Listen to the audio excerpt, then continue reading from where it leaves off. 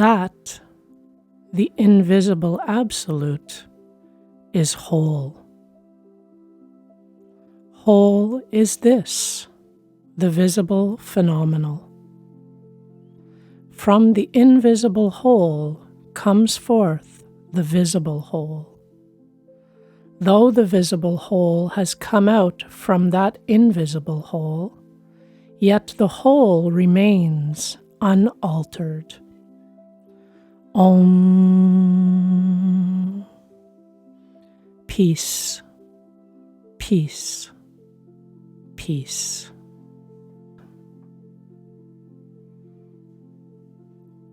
The indefinite term that is used in the Upanishads to designate the invisible absolute, because no word or name can fully define it. A finite object, like a table or a tree, can be defined. But God, who is infinite and unbounded, cannot be expressed by finite language. Therefore, the rishis, or divine seers, wishing not to limit the unlimited, chose the indefinite term that to designate the absolute. In the light of true wisdom, the phenomenal and the absolute are inseparable. All existence is in the absolute, and whatever exists must exist in it. Hence, all manifestation is merely a modification of the one supreme whole, and neither increases nor diminishes it. The whole, therefore, remains unaltered.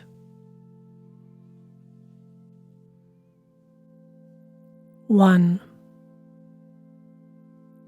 All this, whatsoever exists in the universe, should be covered by the Lord.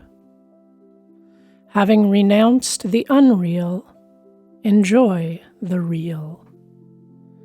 Do not covet the wealth of any man. We cover all things with the Lord by perceiving the divine presence everywhere.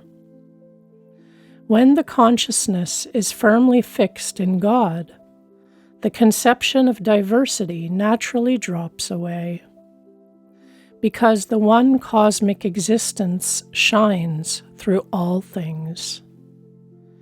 As we gain the light of wisdom, we cease to cling to the unrealities of this world, and we find all our joy in the realm of reality. The word enjoy is also interpreted by the great commentator Sankaracharya as protect, because knowledge of our true self is the greatest protector and sustainer.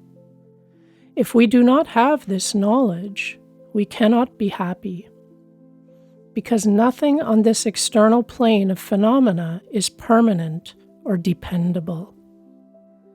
He who is rich in the knowledge of the self does not covet external power or possession.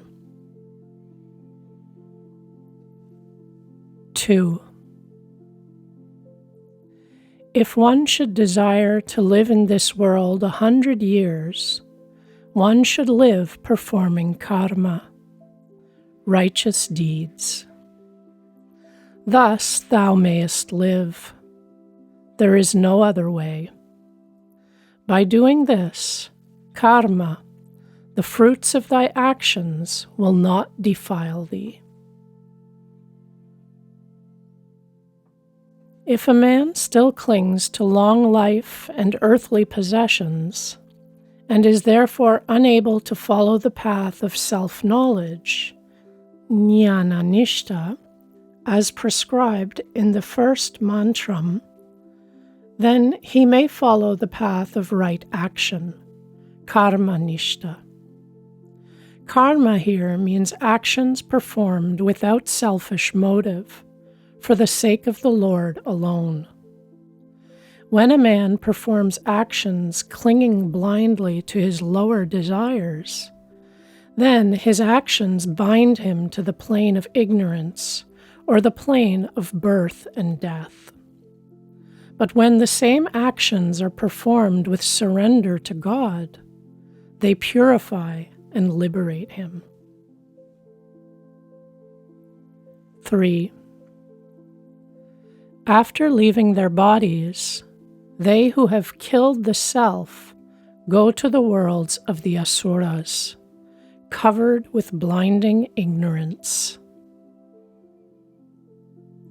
The idea of rising to bright regions as a reward for well-doers, and of falling into realms of darkness as a punishment for evildoers, is common to all great religions.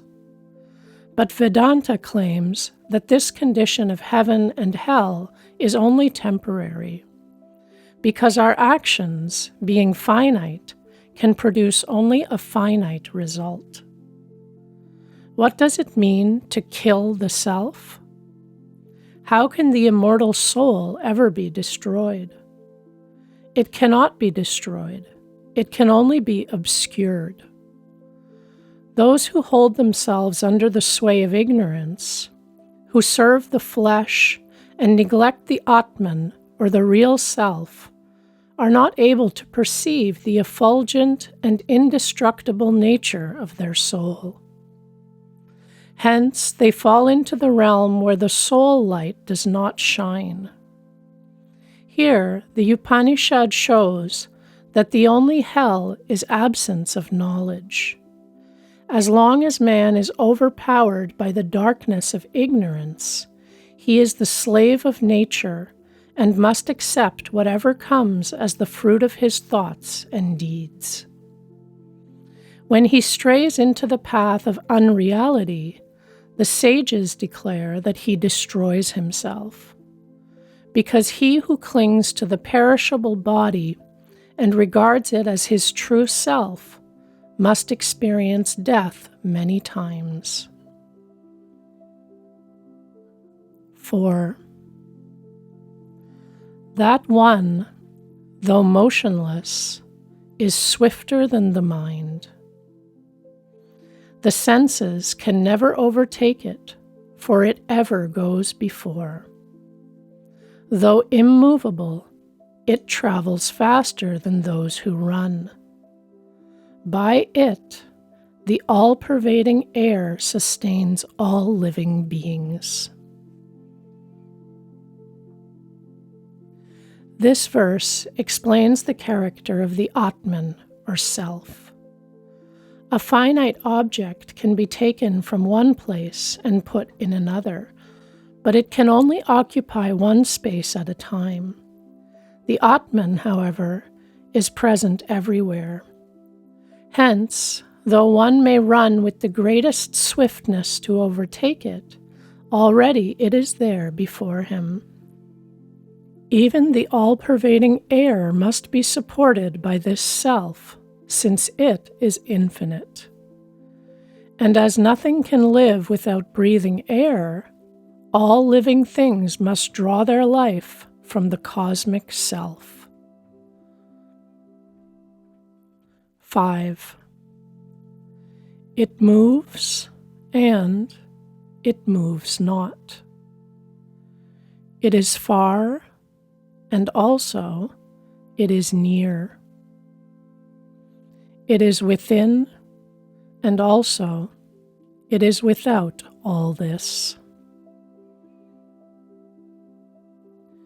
It is near to those who have the power to understand it, for it dwells in the heart of every one.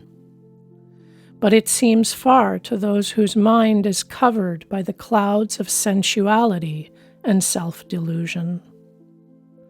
It is within because it is the innermost soul of all creatures, and it is without as the essence of the whole external universe, infilling it like the all-pervading ether. 6. He who sees all beings in the self, and the self in all beings, he never turns away from it. That is the self. 7. He who perceives all beings as the self, for him, how can there be delusion or grief when he sees this oneness everywhere? He who perceives the self everywhere never shrinks from anything, because through his higher consciousness he feels united with all life. When a man sees God in all beings, and all beings in God, and also God dwelling in his own soul, how can he hate any living thing? Grief and delusion rest upon a belief in diversity, which leads to competition and all forms of selfishness. With the realization of oneness, the sense of diversity vanishes, and the cause of misery is removed. 8. He, the self, is all-encircling, resplendent, bodiless, spotless, without sinews, pure, untouched by sin, all-seeing, all-knowing, transcendent, self-existent. He has disposed all things dually for eternal years. This text defines the real nature of the self. When our mind is cleansed from the dross of matter, then alone can we behold the vast, radiant, subtle, ever pure and spotless self, the true basis of our existence. 9. They enter into blind darkness who worship avidya, ignorance and delusion. They fall, as it were, into greater darkness who worship vidya, that is, knowledge. 10. By vidya, one end is attained. By avidya, another. Thus we have heard from the wise men who taught this. 11. He who knows at the same time both vidya and avidya crosses over death by avidya and attains immortality through vidya. Those who follow or worship the path of selfishness and pleasure, avidya, without knowing anything higher, necessarily fall into darkness. But those who worship or cherish vidya, knowledge, for mere intellectual pride and satisfaction, fall into greater darkness, because the opportunity which they misuse is greater. In the subsequent verses, vidya and avidya are used in something the same sense as faith and works in the Christian Bible. Neither alone can lead to the ultimate goal, but when taken together, they carry one to the highest. Work done with unselfish motive purifies the mind and enables man to perceive his undying nature. From this, he gains inevitably a knowledge of God, because the soul and God are one and inseparable. And when he knows himself to be one with the supreme and indestructible whole, he realizes his immortality. 12. They fall into blind darkness who worship the unmanifested, and they fall into greater darkness who worship the manifested. 13. By worship of the unmanifested, one end is attained. By worship of the manifested, another. Thus we have heard from the wise men who taught us this. 14. He who knows at the same time both the unmanifested, that is, the cause of manifestation, and the destructible or manifested, he crosses over death through knowledge of the destructible and attains immortality through knowledge of the first cause, that is, the unmanifested. This particular Upanishad deals chiefly with the invisible cause and the visible manifestation. And the whole trend of its teaching is to show that they are one and the same, one being the outcome of the other. Hence, no perfect knowledge is possible without simultaneous comprehension of both. The wise men declare that he who worships in a one-sided way, whether the visible or the invisible, does not reach the highest goal. Only he who has a coordinated understanding of both the visible and the invisible, of matter and spirit, of activity and that which is behind activity, conquers nature and thus overcomes death. By work, by making the mind steady, and by following the prescribed rules given in the scriptures, a man gains wisdom. By the light of that wisdom, he is able to perceive the invisible cause in all visible forms.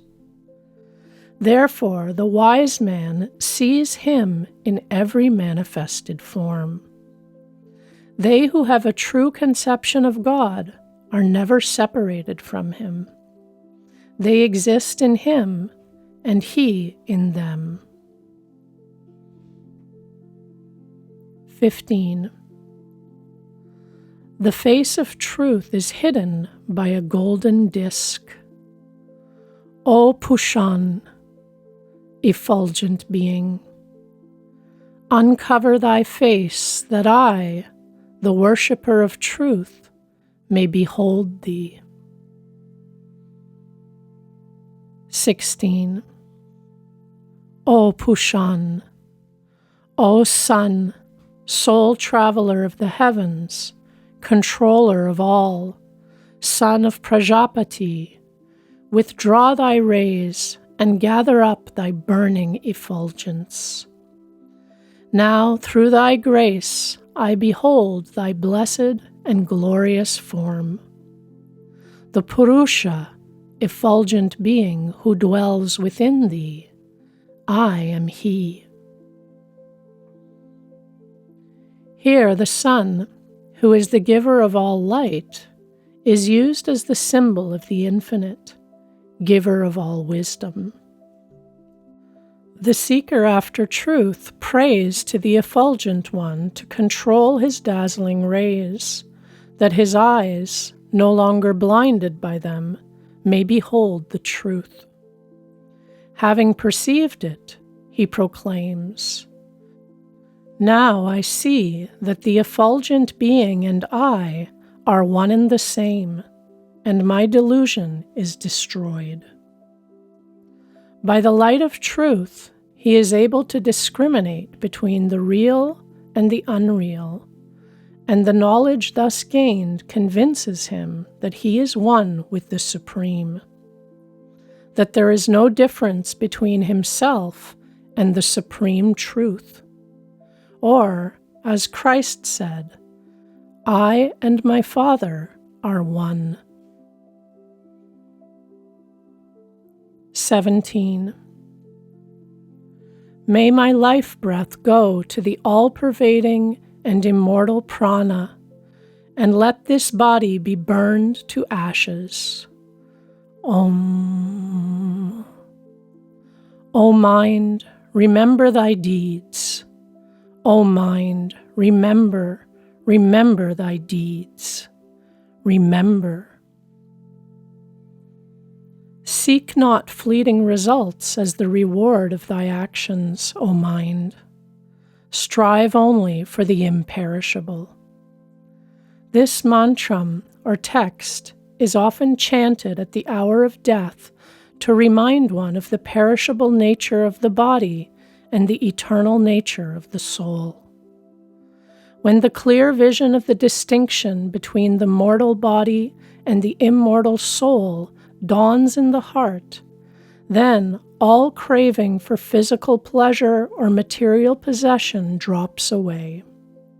And one can say, "Let the body be burned to ashes, that the soul may attain its freedom." For death is nothing more than the casting off of a worn-out garment. 18. O Agni, bright being, lead us to blessedness by the good path. O Lord, thou knowest all our deeds. Remove all evil and delusion from us. To thee we offer our prostrations and supplications again and again.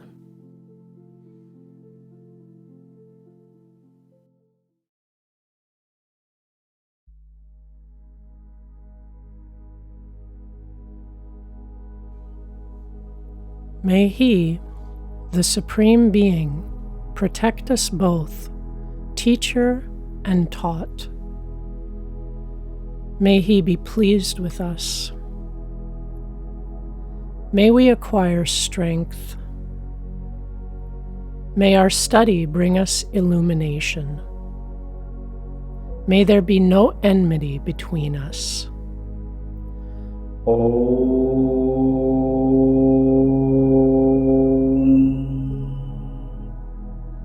Peace, peace, peace.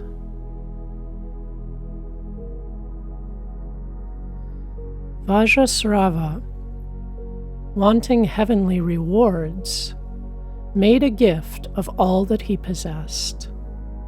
He had a son by the name of Nachiketas. When the offerings were being distributed, faith entered the heart of Nachiketas, who, though young, yet reflected. These cows have drunk water, eaten grass, and given milk for the last time, and their senses have lost all vigor. He who gives these undoubtedly goes to joyless realms. In India, the idea of sacrifice has always been to give freely for the joy of giving, without asking anything in return. And the whole purpose and merit of the sacrifice is lost if the giver entertains the least thought of name, fame, or individual benefit. The special Viswajit sacrifice, which Vajrasrava was making, required of him to give away all that he possessed. When, however, the gifts were brought forward to be offered, his son, Nachiketas, although probably a lad about 12 years of age, observed how worthless were the animals which his father was offering. His heart at once became filled with Shraddha. There is no one English word which can convey the meaning of this Sanskrit term. It is more than mere faith. It also implies self-reliance, an independent sense of right and wrong, and the courage of one's own conviction. As a boy of tender age, Nachiketas had no right to question his father's action. Yet, Impelled by the sudden awakening of his higher nature, he could not but reflect. By merely giving these useless cows, my father cannot gain any merit. If he has vowed to give all his possessions, then he must also give me. Otherwise, his sacrifice will not be complete and fruitful. Therefore, anxious for his father's welfare, he approached him gently and reverently. He said to his father, "Dear father, to whom wilt thou give me?" He said it a second time, then a third time. The father replied, "I shall give thee unto death." Nachiketas, being a dutiful son and eager to atone for his father's inadequate sacrifice, tried to remind him thus indirectly that he had not fulfilled his promise to give away all his possessions, since he had not yet offered his own son, who would be a worthier gift than useless cattle. His father, conscious that he was not making a true sacrifice, tried to ignore the boy's questions, but irritated by his persistence, he at last impatiently made answer, "I give thee to Yama, the Lord of Death." The fact that anger could so quickly rise in his heart proved that he had not the proper attitude of a sacrificer, who must always be tranquil, uplifted, and free from egoism. Nachiketas thought, "Among many of my father's pupils, I stand first. Among many others, I stand in the middle, but never last.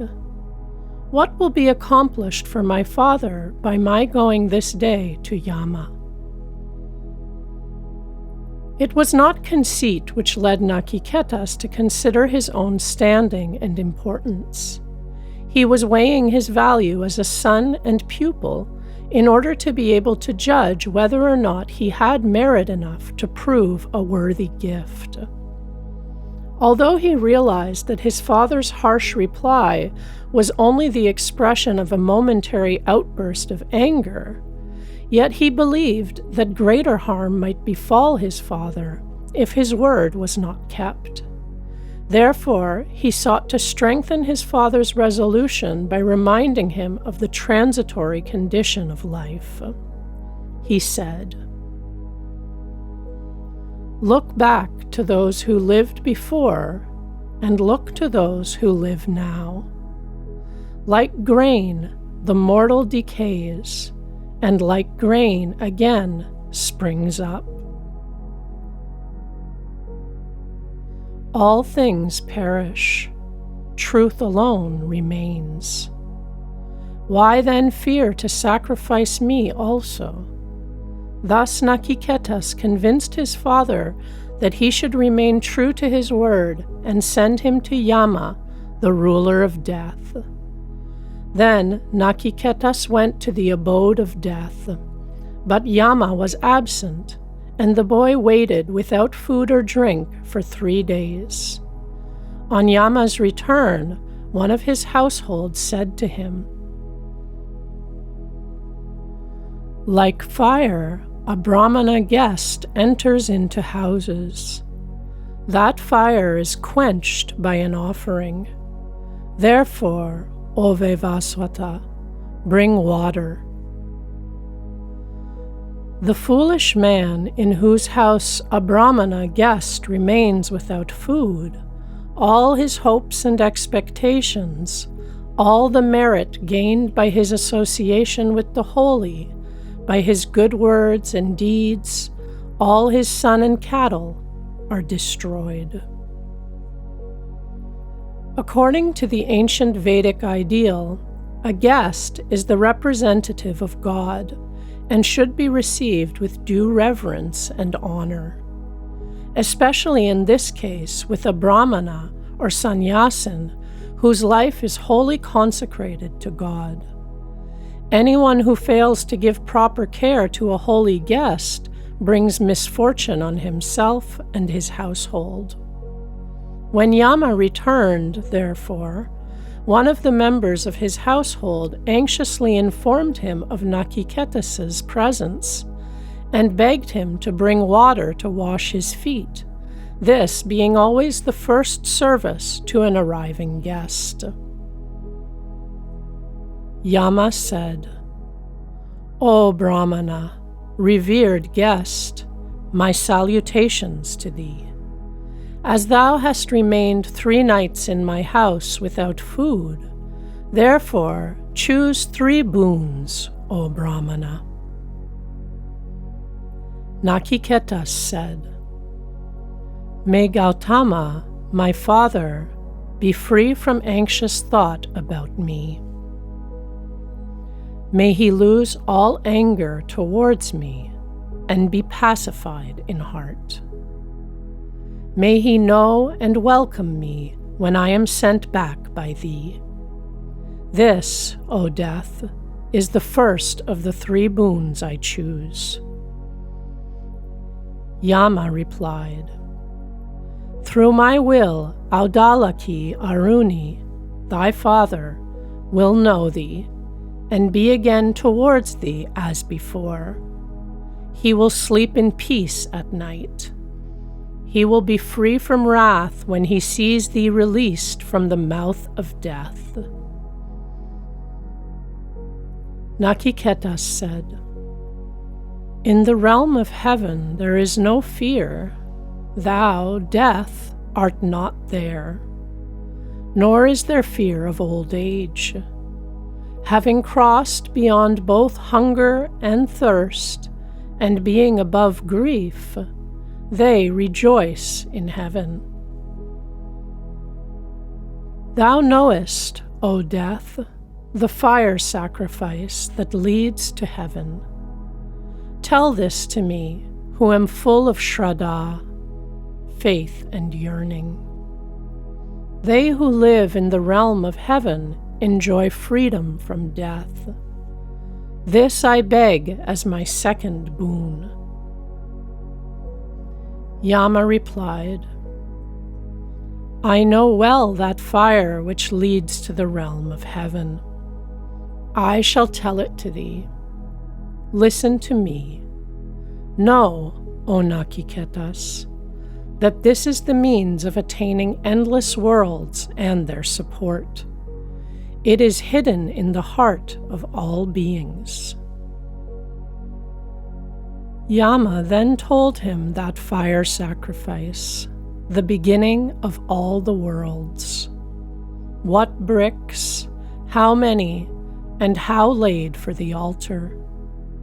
Nachiketas repeated all as it was told to him. Then Death, being pleased with him, again said, "I give thee now another boon. This fire sacrifice shall be named after thee. Take also this garland of many colors. He who performs this Nachiketa fire sacrifice 3 times, being united with the 3, mother, father, and teacher, and who fulfills the 3-fold duty, study of the Vedas, sacrifice, and almsgiving, crosses over birth and death. Knowing this worshipful shining fire, born of Brahman, and realizing him, he attains eternal peace." He who knows the 3-fold Nachiketa fire and performs the Nachiketa fire sacrifice with 3-fold knowledge, having cast off the fetters of death and being beyond grief, he rejoices in the realm of heaven. O Nachiketas, this is thy fire that leads to heaven, which thou hast chosen as thy second boon. People will call this fire after thy name.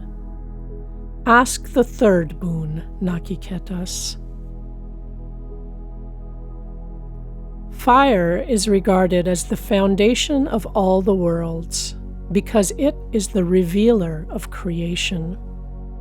If there were no fire or light, no manifested form would be visible. We read in the Semitic scriptures, "In the beginning, the Lord said, 'Let there be light.' Therefore, that which stands in the external universe as one of the purest symbols of the divine also dwells in subtle form in the heart of every living being as the vital energy, the life force or cause of existence."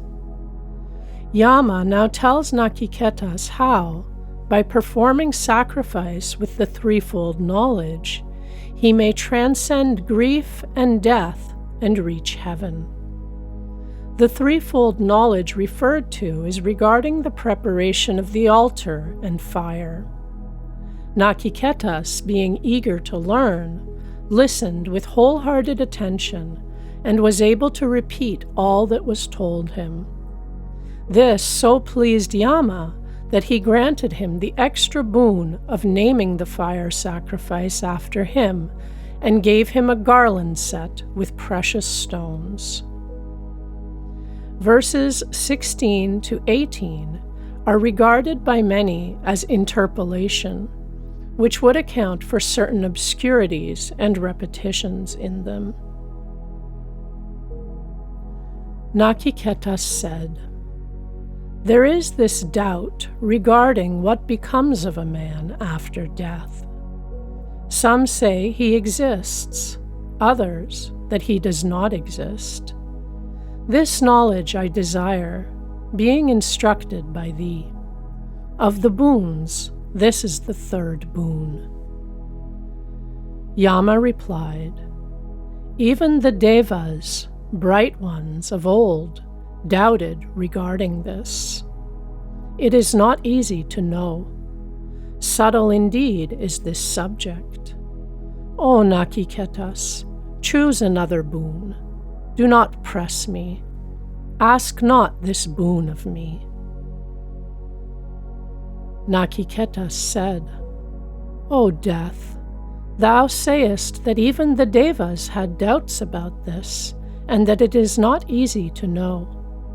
Another teacher like unto thee is not to be found. Therefore, no other boon can be equal to this one." Yama said, "Ask for sons and grandsons who shall live 100 years, many cattle, elephants, gold, and horses.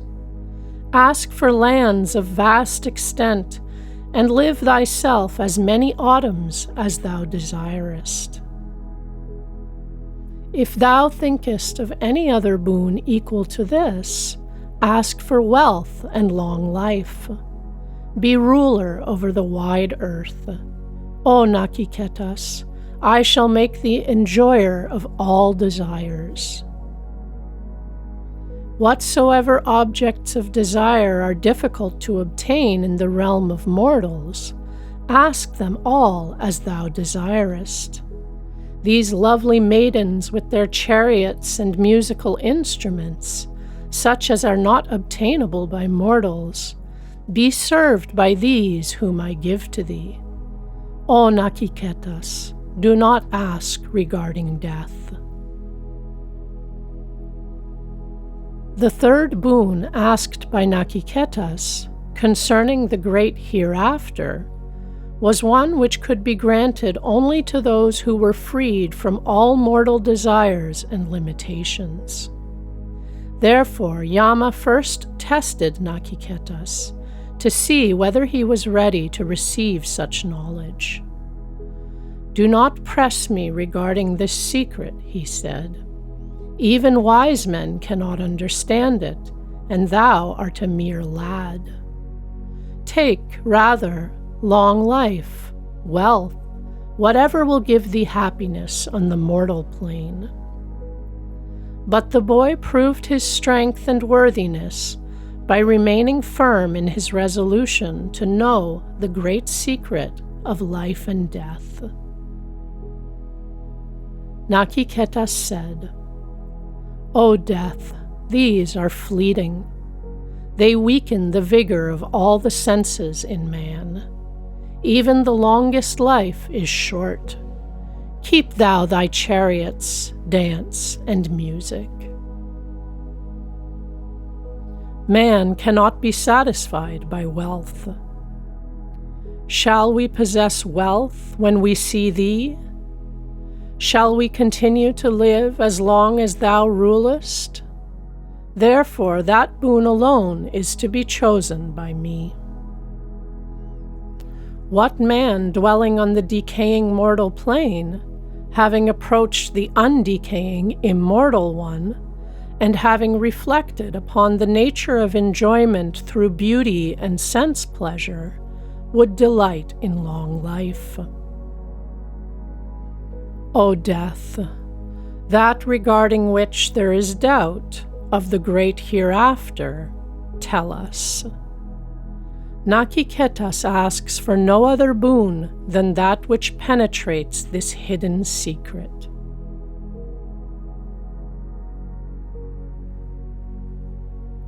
Part 2.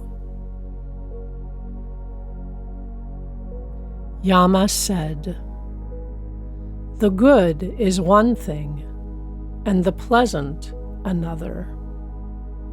These two, having different ends, bind a man.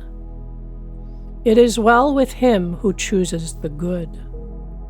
He who chooses the pleasant misses the true end." The good and the pleasant approach man. The wise examines both and discriminates between them. The wise prefers the good to the pleasant, but the foolish man chooses the pleasant through love of bodily pleasure. O Nachiketas, after wise reflection, thou hast renounced the pleasant and all-pleasing forms. Thou hast not accepted this garland of great value for which many mortals perish. Wide apart are these two, ignorance and what is known as wisdom, leading in opposite directions. I believe Nachiketas to be one who longs for wisdom, since many tempting objects have not turned thee aside. With this second part, the ruler of death begins his instructions regarding the great hereafter. There are two paths, one leading Godward, the other leading to worldly pleasure. He who follows one inevitably goes away from the other, because, like light and darkness, they conflict. One leads to the imperishable spiritual realm, the other to the perishable physical realm. Both confront a man at every step of life. The discerning man, distinguishing between the two, chooses the real and eternal, and he alone attains the highest. While the ignorant man, preferring that which brings him immediate and tangible results, misses the true purpose of his existence. Although Yama put before Nachiketas many temptations to test his sincerity and earnestness, he, judging them at their real value, refused them all, saying, "I have come from the mortal realm. Shall I ask for what is mortal? I desire only that which is eternal." Then Death said to him, "I now see that thou art a sincere desirer of truth. I offered thee vast wealth, long life, and every form of pleasure which tempts and deludes men, but thou hast proved thy worthiness by rejecting them all. Fools dwelling in ignorance, yet imagining themselves wise and learned, go round and round in crooked ways, like the blind led by the blind. The hereafter never rises before the thoughtless child, deluded by the glamour of wealth.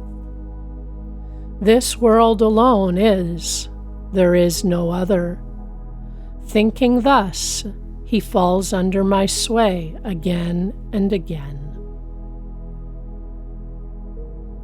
There are many in the world who, puffed up with intellectual conceit, believe that they are capable of guiding others. But although they may possess a certain amount of worldly wisdom, they are devoid of deeper understanding. Therefore, all that they say merely increases doubt and confusion in the minds of those who hear them. Hence, they are likened to blind men leading the blind.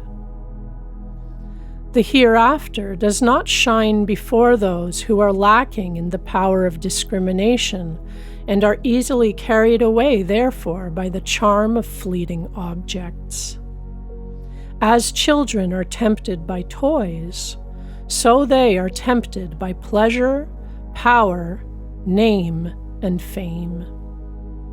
To them, these seem the only realities.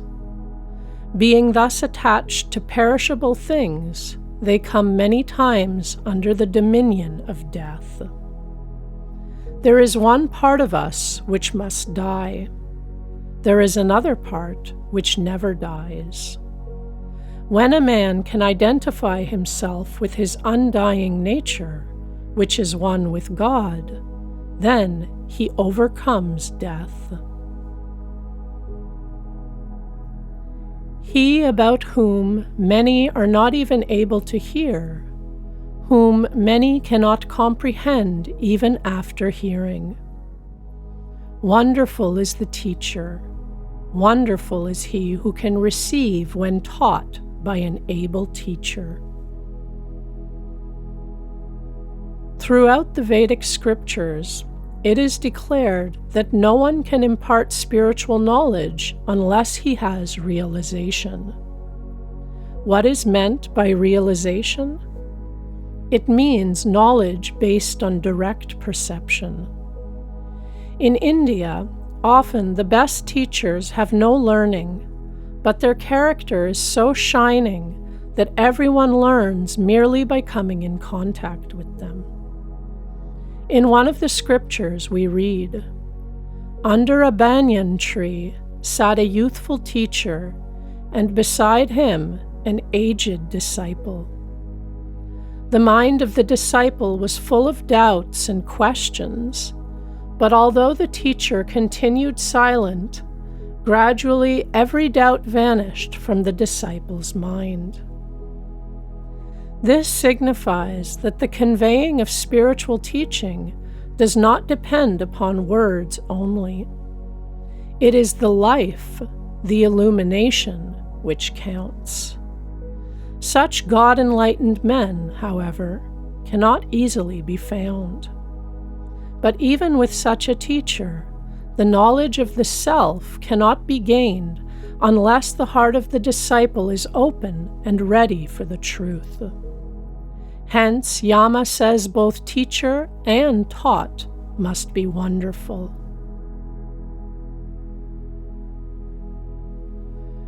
When taught by a man of inferior understanding, this Atman cannot be truly known, even though frequently thought upon. There is no other way to know it unless it is taught by another, an illumined teacher, for it is subtler than the subtle and beyond argument. O dearest, this Atman cannot be attained by argument. It is truly known only when taught by another, a wise teacher. O Nachiketas, thou hast attained it. Thou art fixed in truth. May we ever find a questioner like thee. Knowledge of the Atman or self cannot be attained when it is taught by those who themselves lack in real understanding of it, and who, therefore, having no definite conviction of their own, differ among themselves as to its nature and existence. Only he who has been able to perceive the self directly, through the unfoldment of his higher nature, can proclaim what it actually is. And his words alone carry weight and bring illumination. It is too subtle to be reached by argument. This secret regarding the hereafter cannot be known through reasoning or mere intellectual gymnastics. It is to be attained only in a state of consciousness which transcends the boundary line of reason. I know that earthly treasure is transitory, for the eternal can never be attained by things which are non-eternal.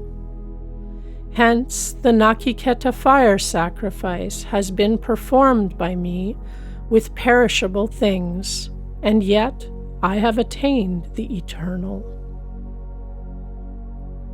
O Nakiketas, thou hast seen the fulfillment of all desires, the basis of the universe, the endless fruit of sacrificial rites, the other shore where there is no fear, that which is praiseworthy, the great and wide support. Yet, being wise, thou hast rejected all with firm resolve.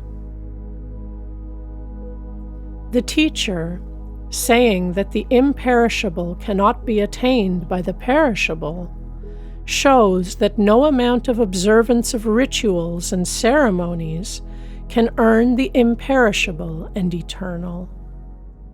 Although the Nakiketa fire sacrifice may bring results which seem eternal to mortals because of their long duration, yet they too must come to an end.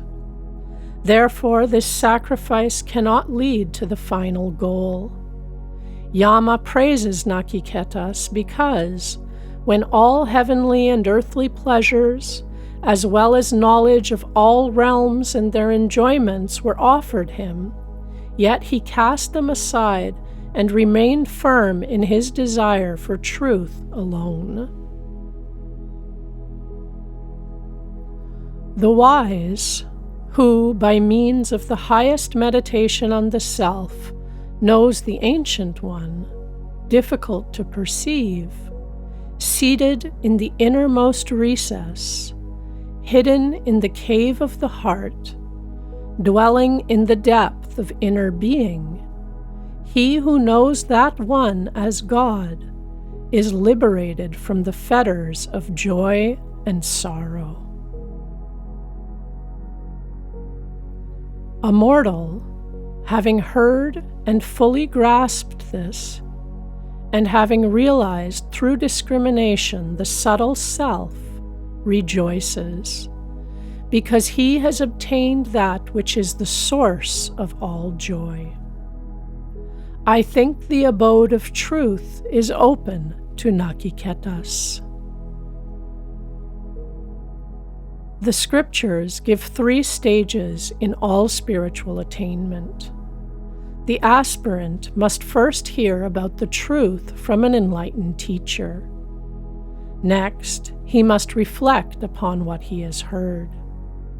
Then, by constant practice of discrimination and meditation, he realizes it. And with realization comes the fulfillment of every desire, because it unites him with the source of all. Having beheld this, a man learns that all sense pleasures are but fragmentary reflections of that one supreme joy, which can be found in the true self alone. Yama assures Nakiketas that there is no doubt of his realizing the truth, because he has shown the highest discrimination as well as fixity of purpose. Nachiketa said, "That which thou seest, which is neither virtue nor vice, neither cause nor effect, neither past nor future, but beyond these, tell me that." Yama replied, "That goal which all the Vedas glorify, which all austerities proclaim, desiring which people practice brahmacharya, a life of continence and service, that goal I tell thee briefly. It is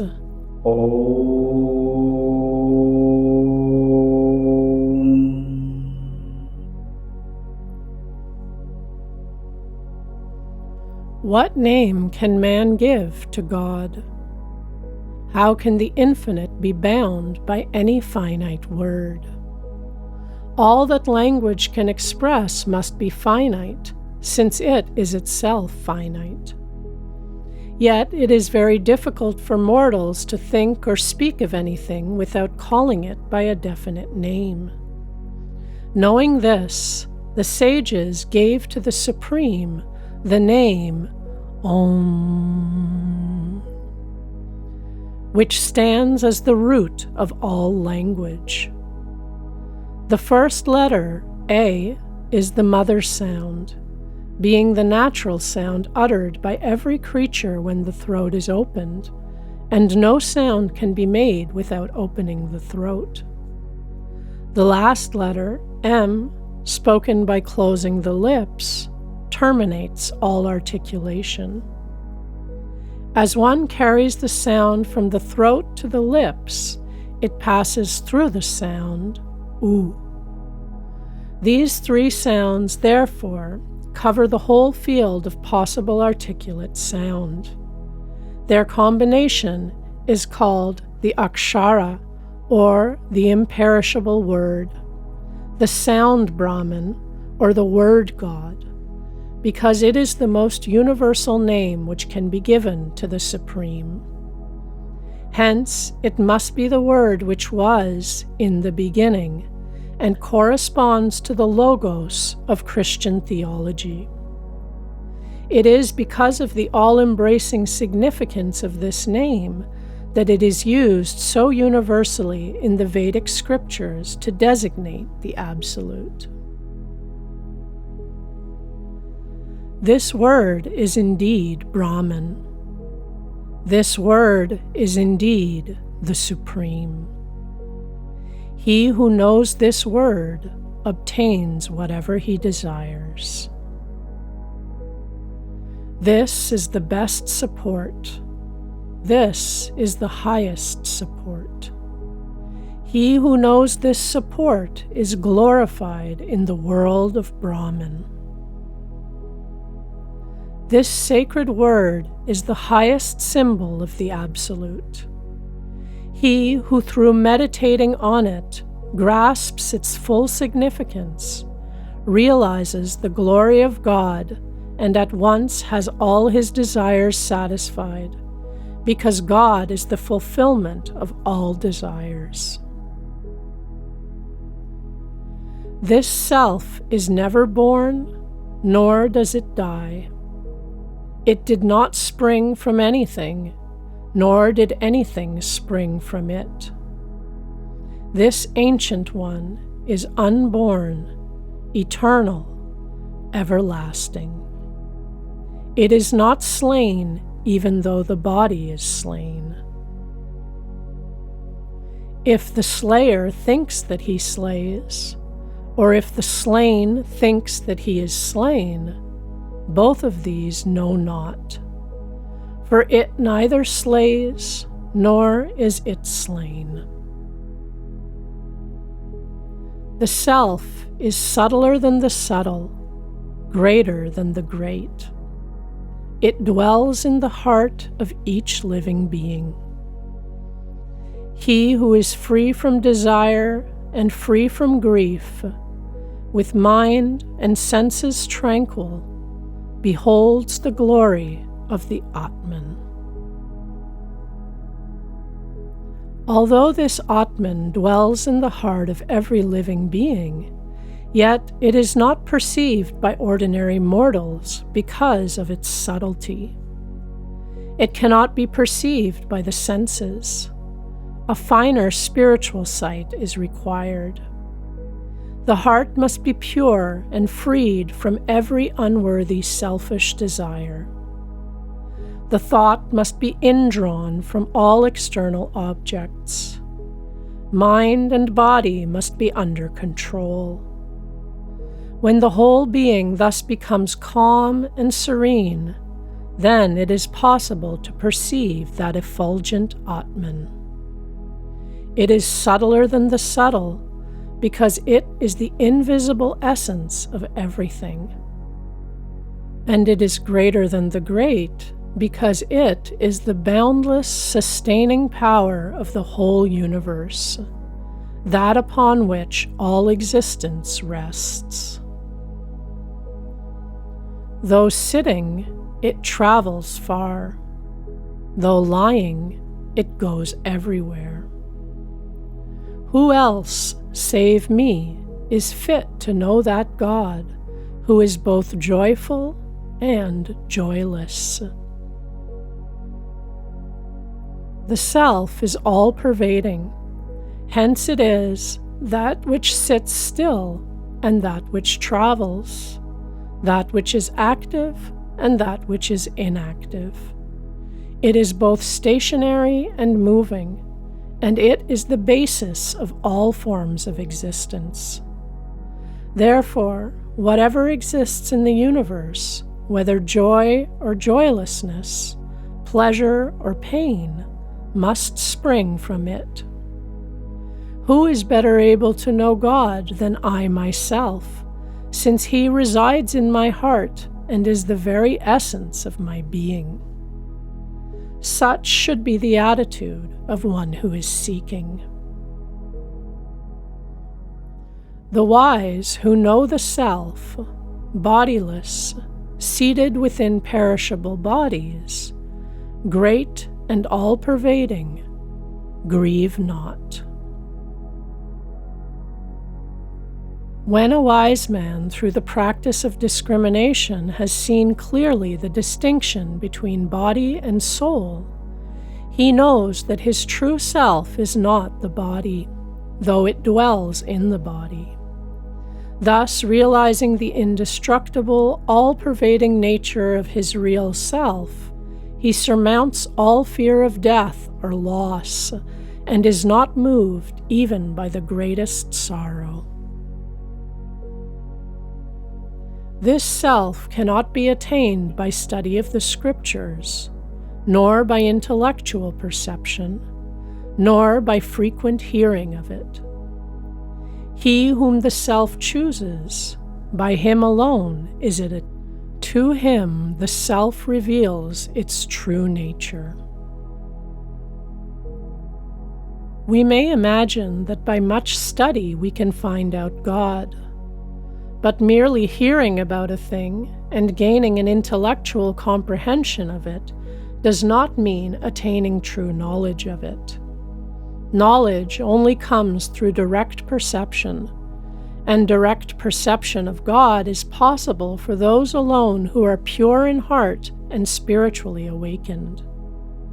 Although He is alike to all beings, and His mercy is on all, yet the impure and worldly minded do not get the blessing, because they do not know how to open their hearts to it. He who longs for God, him the Lord chooses, because to him alone can He reveal His true nature.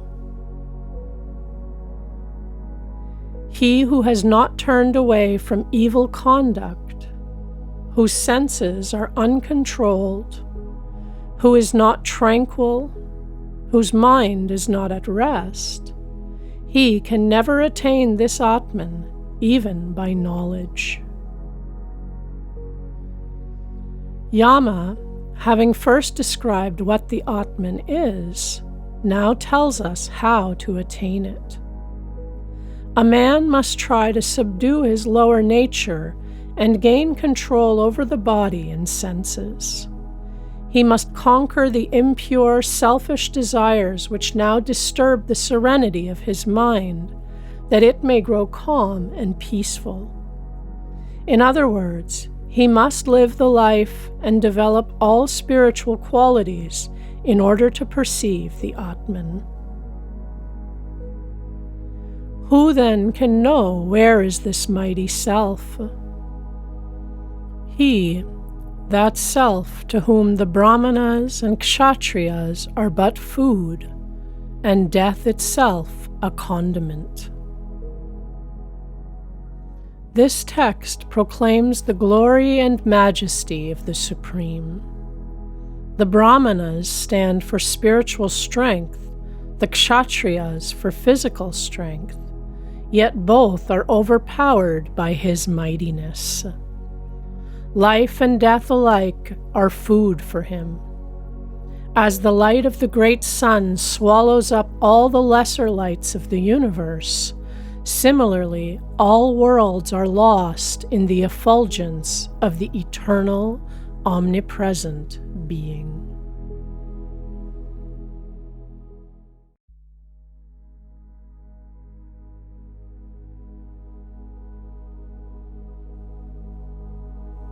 Part 3. There are two who enjoy the fruits of their good deeds in the world, having entered into the cave of the heart, seated there on the highest summit. The knowers of Brahman call them shadow and light. So also they are called by householders, who perform 5 fire sacrifices or 3 Nakiketa fire sacrifices. Here, the two signify the higher self and the lower self, dwelling in the innermost cave of the heart. The seers of truth, as well as householders who follow the path of rituals and outer forms with the hope of enjoying the fruits of their good deeds, both proclaim that the higher self is like a light and the lower self like a shadow. When the truth shines clearly in the heart of the knower, then he surmounts the apparent duality of his nature and becomes convinced that there is but one, and that all other manifestations are nothing but reflections or projections of that one. May we be able to learn that Nakiketa fire sacrifice, which is a bridge for those who perform sacrifice. May we also know the One, who is the highest, imperishable Brahman, for those who desire to cross over to the other shore, which is beyond fear. The significance of this text is, may we acquire the knowledge of Brahman, the Supreme, in both manifested and unmanifested form. He is manifested as the Lord of sacrifice for those who follow the path of ritual. He is the unmanifested, eternal, universal supreme being for those who follow the path of wisdom. The other shore, being the realm of immortality, is said to be beyond fear, because disease, death, and all that which mortals fear cease to exist there. It is believed by many that these 2 opening verses were a later interpolation. Know the Atman as the Lord of the chariot, and the body as the chariot.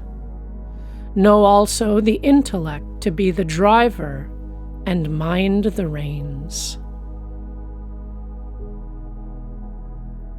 The senses are called the horses. The sense objects are the roads. When the Atman is united with body, senses, and mind, then the wise call him the enjoyer. In the 3rd chapter, Yama defines what part of our being dies and what part is deathless, what is mortal and what is immortal. But the Atman, the higher self, is so entirely beyond human conception that it is impossible to give a direct definition of it. Only through similes can some idea of it be conveyed. That is the reason why all the great teachers of the world have so often taught in the form of parables. So here, the ruler of death represents the self as the lord of this chariot of the body. The intellect or discriminative faculty is the driver, who controls these wild horses of the senses by holding firmly the reins of the mind. The roads over which these horses travel are made up of all the external objects which attract or repel the senses. The sense of smelling follows the path of sweet odors, the sense of seeing the way of beautiful sights. Thus, each sense, unless restrained by the discriminative faculty, seeks to go out towards its special objects. When the self is joined with the body, mind, and senses, it is called the intelligent enjoyer, because it is the one who wills, feels, perceives, and does everything. He who is without discrimination and whose mind is always uncontrolled, his senses are unmanageable, like the vicious horses of a driver. But he who is full of discrimination and whose mind is always controlled, his senses are manageable, like the good horses of a driver. The man whose intellect is not discriminative and who fails to distinguish right from wrong, the real from the unreal, is carried away by his sense passions and desires, just as a driver is carried away by vicious horses over which he has lost control. But he who clearly distinguishes what is good from what is merely pleasant, and controls all his outgoing forces from running after apparent momentary pleasures, his senses obey and serve him as good horses obey their driver. He who does not possess discrimination, whose mind is uncontrolled and always impure, he does not reach that goal, but falls again into samsara, the realm of birth and death. But he who possesses right discrimination, whose mind is under control and always pure, he reaches that goal from which he is not born again. The man who has a discriminative intellect for the driver and a controlled mind for the reins reaches the end of the journey, the highest place of Vishnu. A driver must possess first a thorough knowledge of the road. Next, he must understand how to handle the reins and control his horses. Then will he drive safely to his destination. Similarly, in this journey of life, our mind and senses must be wholly under the control of our higher discriminative faculty. For only when all our forces work in unison can we hope to reach the goal, the abode of absolute truth. Beyond the senses are the objects. Beyond the objects is the mind. Beyond the mind is the intellect. Beyond the intellect is the great Atman. Beyond the great Atman is the unmanifested. Beyond the unmanifested is the Purusha, the cosmic soul. Beyond the Purusha, there is nothing. That is the end. That is the final goal. In these two verses, the teacher shows the process of discrimination by which one attains knowledge of the subtle self. Beginning with the sense organs, he leads up to the less and less gross, until he reaches that which is subtlest of all, the true self of man. The senses are dependent on sense objects, because without these, the senses would have no utility. Superior to sense objects is the mind, because unless these objects affect the mind, they cannot influence the senses. Over the mind, the discriminative faculty exercises power. This discriminative faculty is governed by the individual self. Beyond this self is the undifferentiated creative energy known as avyaktam. And above this is the Purusha, or Supreme Self. Than this, there is nothing higher. That is the goal, the highest abode of peace and bliss. This Atman, hidden in all beings, does not shine forth, but it is seen by subtle seers through keen and subtle understanding. If it dwells in all living beings, why do we not see it? Because the ordinary man's vision is too dull and distracted. It is visible to those alone whose intellect has been purified by constant thought on the Supreme, and whose sight, therefore, has become refined and sharpened. This keenness of vision comes only when all our forces have been made one-pointed through steadfast practice of concentration and meditation.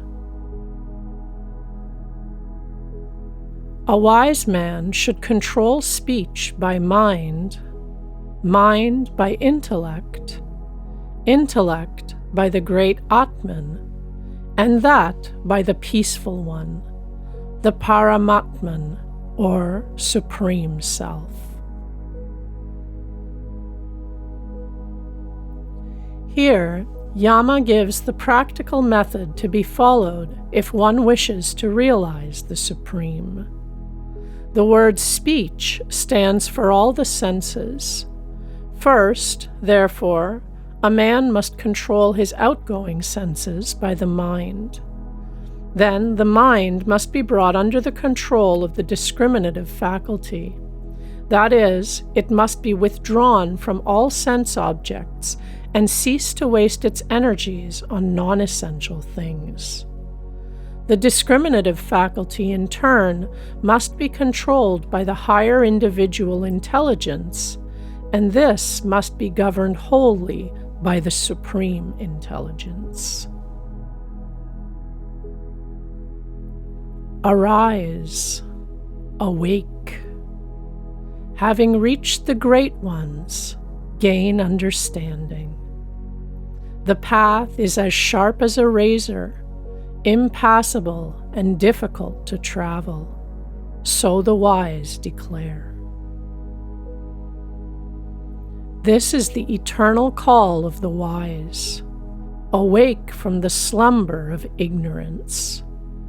Arise and seek out those who know the truth, because only those who have direct vision of truth are capable of teaching it. Invoke their blessing with a humble spirit and seek to be instructed by them. The path is very difficult to tread. No thoughtless or lethargic person can safely travel on it. One must be strong, wakeful, and persevering. Knowing that which is soundless, touchless, formless, undecaying, also tasteless, odorless, and eternal, beginningless, endless, and immutable, beyond the unmanifested, knowing that man escapes from the mouth of death. The ruler of death defines here the innermost essence of our being. Because of its extreme subtlety, it cannot be heard or felt or smelled or tasted like any ordinary object. It never dies. It has no beginning or end. It is unchangeable. Realizing this supreme reality, man escapes from death and attains everlasting life. Thus, the teacher has gradually led Nachiketas to a point where he can reveal to him the secret of death. The boy had thought that there was a place where he could stay and become immortal. But Yama shows him that immortality is a state of consciousness and is not gained so long as man clings to name and form or to perishable objects. What dies? Form. Therefore, the formful man dies, but not that which dwells within. Although inconceivably subtle, the sages have always made an effort through similes and analogies to give some idea of this inner self or the God within. They have described it as beyond mind and speech, too subtle for ordinary perception, but not beyond the range of purified vision. The intelligent man, who has heard and repeated the ancient story of Nachiketas, told by the ruler of death, is glorified in the world of Brahman. He who with devotion recites this highest secret of immortality before an assembly of Brahmanas, or at the time of Shraddha, gains everlasting reward. He gains everlasting reward.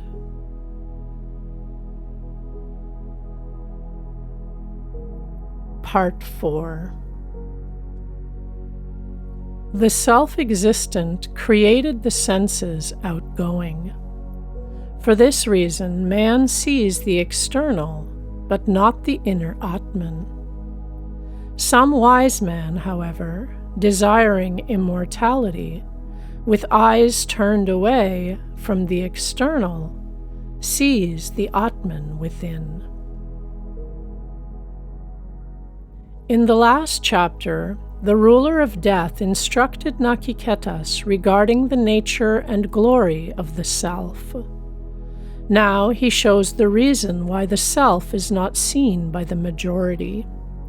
It is because man's mind is constantly drawn outward through the channels of his senses, and this prevents his seeing the inner self. But now and then a seeker, wiser than others, goes within and attains the vision of the undying self. Children pursue external pleasures. Thus, they fall into the widespread snare of death. But the wise, knowing the nature of immortality, do not seek the permanent among fleeting things. Those who are devoid of discrimination and fail to distinguish between real and unreal, the fleeting and the permanent, set their hearts on the changeable things of this world. Hence, they entangle themselves in the net of insatiable desire, which leads inevitably to disappointment and suffering. To such, death must seem a reality, because they identify themselves with that which is born and which dies. But the wise, who see deeper into the nature of things, are no longer deluded by the charm of the phenomenal world, and do not seek for permanent happiness among its passing enjoyments. That by which one knows form, taste, smell, sound, touch, and sense enjoyments, by that also one knows whatever remains to be known. This verily is that which thou hast asked to know. That by which a mortal perceives, both in dream and in waking, by knowing that great, all-pervading Atman, the wise man grieves no more.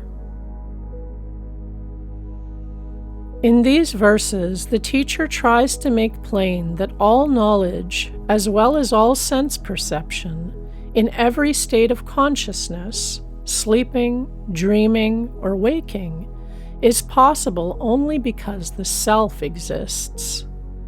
There can be no knowledge or perception independent of the self. Wise men, aware of this, identify themselves with their higher self, and thus transcend the realm of grief. He who knows this Atman, the honey eater, ever near, as the Lord of the past and future, fears no more. This verily is that. He who sees him seated in the 5 elements, born of tapas, born before water, who, having entered the cave of the heart, abides therein, this verily is that. This verse indicates that he, the Great Self, is the cause of all created objects. According to the Vedas, his first manifestation was Brahma, the personal god or creator, born of the fire of wisdom. He existed before the evolution of the 5 elements: earth, water, fire, air, and ether. Hence, he was born before water. He is the self dwelling in the hearts of all creatures. He who knows Aditi, who rises with prana, existent in all the devas, who, having entered into the heart, abides there, and who was born from the elements, this verily is that. This verse is somewhat obscure and seems like an interpolated simplification of the preceding verse. The all-seeing fire which exists hidden in the 2 sticks, as the fetus is well guarded in the womb by the mother, that fire is to be worshipped day after day by wakeful seekers after wisdom, as well as by sacrificers. This verily is that. Fire is called all-seeing because its light makes everything visible. In Vedic sacrifices, the altar fire was always kindled by rubbing together 2 sticks of a special kind of wood called arani. Because fire was regarded as one of the most perfect symbols of divine wisdom, it was to be worshipped by all seekers after truth, whether they followed the path of meditation or the path of rituals. From whence the sun rises, and whither it goes at setting, upon that all the devas depend. No one goes beyond that. This, verily, is that. What is here in the visible world, that is there in the invisible. He who sees difference between visible and invisible goes from death to death. By mind alone, this is to be realized. There is no difference whatever between visible and invisible. He who sees difference here between these goes from death to death. In the sight of true wisdom, there is no difference between the creator and the created. Even physical science has come to recognize that cause and effect are but two aspects of one manifestation of energy. He who fails to see this, being engrossed in the visible only, goes from death to death, because he clings to external forms which are perishable. Only the essence which dwells within is unchangeable and imperishable. This knowledge of the oneness of visible and invisible, however, cannot be acquired through sense perception. It can only be attained by the purified mind. The Purusha, that is, the self, of the size of a thumb, resides in the middle of the body as the Lord of the past and the future. He who knows him fears no more.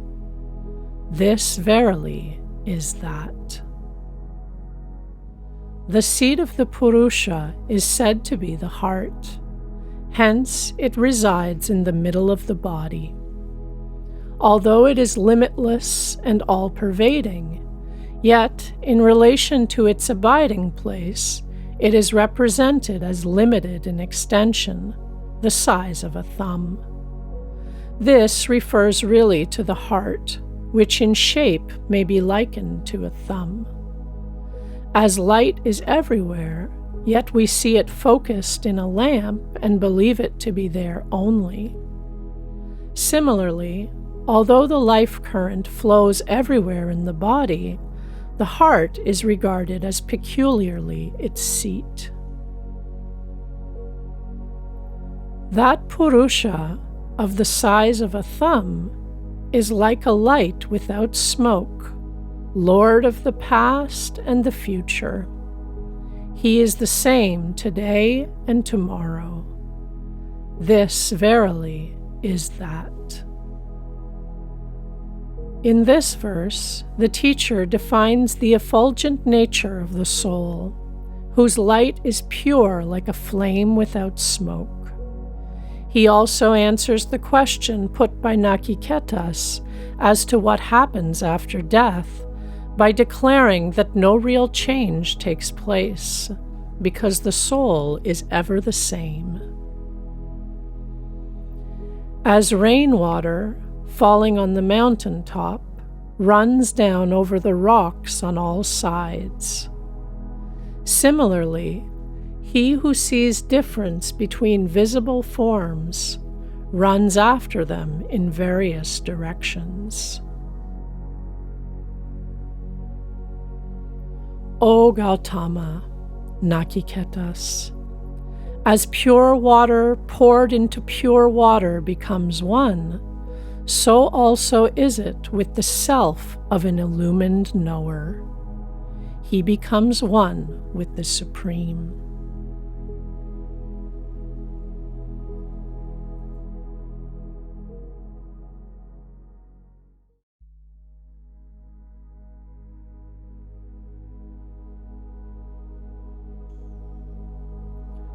Part 5.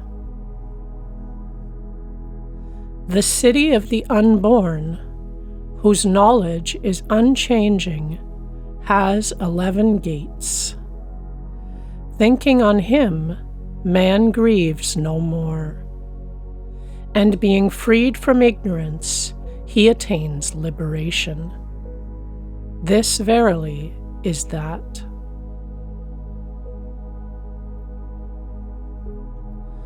This human body is called a city with 11 gates, where the eternal unborn spirit dwells.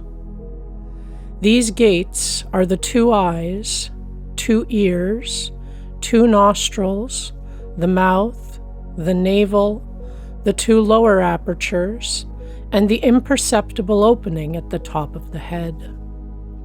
The Self, or Atman, holds the position of ruler in this city. And being above the modifications of birth, death, and all human imperfections, it is not affected by the changes of the physical organism. As the intelligent man, through constant thought and meditation, realizes the splendor of this supreme spirit, he becomes free from that part of his nature which grieves and suffers, and thus he attains liberation. He is the sun dwelling in the bright heaven. He is the air dwelling in space. He is the fire burning on the altar. He is the guest dwelling in the house. He dwells in man. He dwells in those greater than man. He dwells in sacrifice. He dwells in the ether. He is all that is born in water, all that is born in earth, all that is born in sacrifice, all that is born on mountains. He is the true and the great.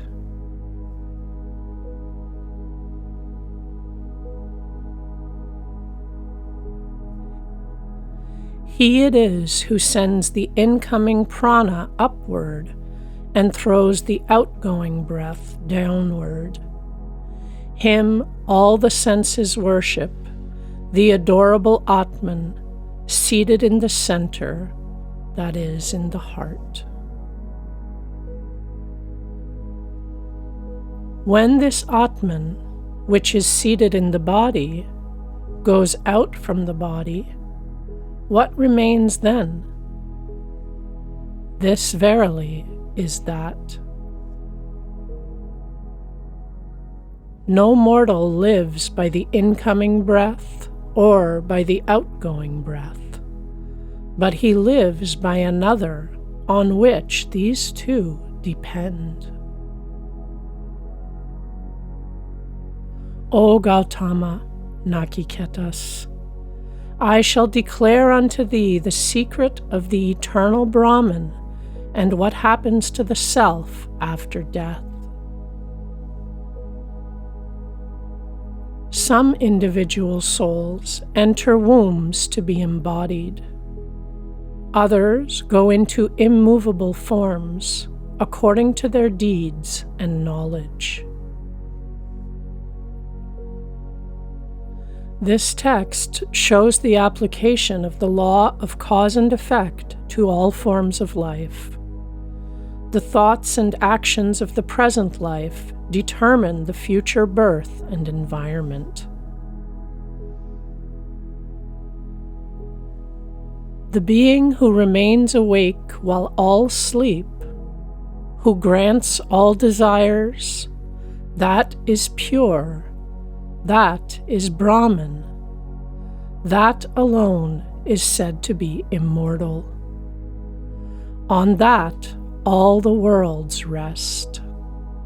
None goes beyond that. This verily is that. As fire, though one, having entered the world, becomes various according to what it burns, so does the Atman within all living beings, though one, become various according to what it enters. it also exists outside. As air, though one, having entered the world, becomes various according to what it enters, so does the Atman within all living beings, though one, become various according to what it enters. It also exists outside. By using these similes of fire and air, the teacher tries to show Nachiketas the subtle quality of the Great Self, who, although one and formless like air and fire, yet assumes different shapes according to the form in which it dwells. But, being all-pervading and unlimited, it cannot be confined to these forms. Therefore it is said that it also exists outside all forms.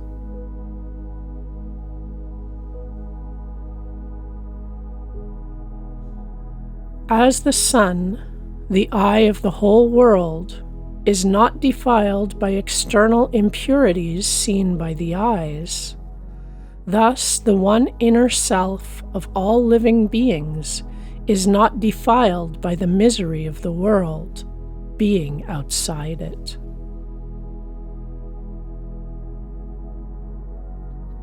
The sun is called the eye of the world because it reveals all objects. As the sun may shine on the most impure object, yet remain uncontaminated by it, so the divine self within is not touched by the impurity or suffering of the physical form in which it dwells, the self being beyond all bodily limitations. There is one ruler, the self of all living beings, who makes the one form manifold. The wise who perceive him seated within their self, to them belongs eternal bliss, not to others. Eternal among the changing, consciousness of the conscious, who, though one, fulfills the desires of many. The wise who perceive him seated within their self, to them belongs eternal peace, not to others. They, the wise, perceive that indescribable highest bliss, saying, "This is that." How am I to know it? Does it shine by its own light, or does it shine by reflected light? The sun does not shine there, nor the moon, nor the stars.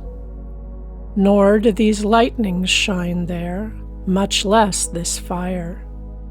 When he shines, everything shines after him. By his light, all is lighted.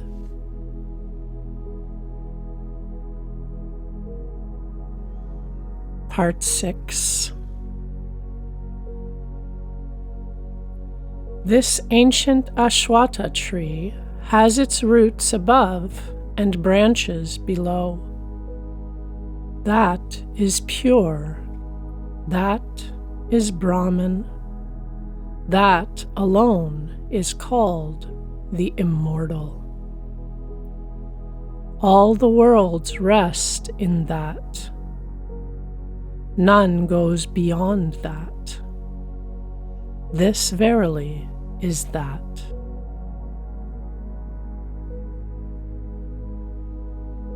This verse indicates the origin of the tree of creation, the samsara vriksha, which is rooted above in Brahman, the Supreme, and sends its branches downward into the phenomenal world. Heat and cold, pleasure and pain, birth and death, and all the shifting conditions of the mortal realm, these are the branches. But the origin of the tree the Brahman, is eternally pure, unchanging, free, and deathless. From the highest angelic form to the minutest atom, all created things have their origin in him. He is the foundation of the universe. There is nothing beyond him.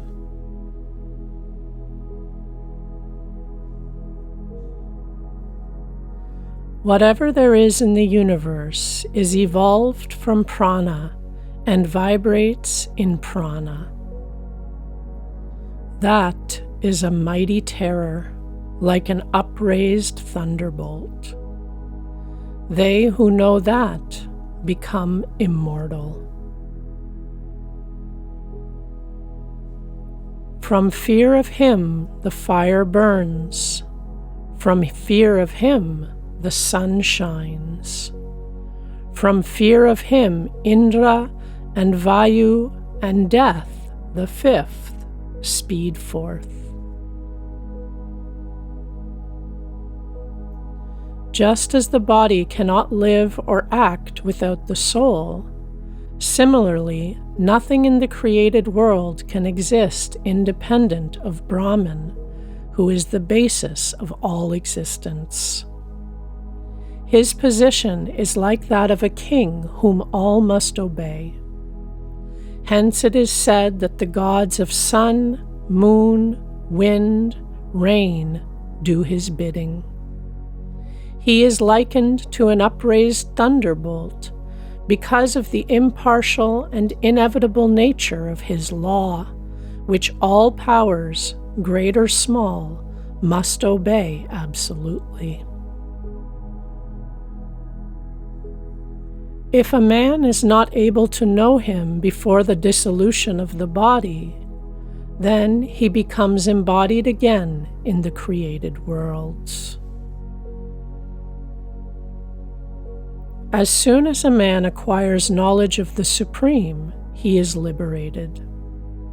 But if he fails to attain such knowledge before his soul is separated from the body, then he must take other bodies and return again and again to this realm of birth and death, until, through varied experience, he realizes the nature of the Supreme and his relation to him. As in a mirror, so is he seen within oneself. As in a dream, so is he seen in the world of the fathers, the departed spirits. As in water, so is he seen in the world of Gandharvas, the angelic realm. As light and shadow, so is he seen in the world of Brahma, the Creator. When, by means of a purified understanding, one beholds God within, the image is distinct as in a polished mirror. But one cannot have clear vision of the Supreme by attaining to the various realms known as heavens, where one reaps the fruit of his good deeds. It is only by developing one's highest consciousness here in this life that perfect God vision can be attained. Knowing that the senses are distinct from the Atman, and their rising and setting separate from the Atman, a wise man grieves no more. A wise man never confounds the Atman, which is birthless and deathless, with that which has beginning and end. Therefore, when he sees his senses and his physical organism waxing and waning, he knows that his real self within can never be affected by these outer changes, so he remains unmoved. Higher than the senses is the mind. Higher than the mind is the intellect. Higher than the intellect is the great Atman. Higher than the Atman is the unmanifested.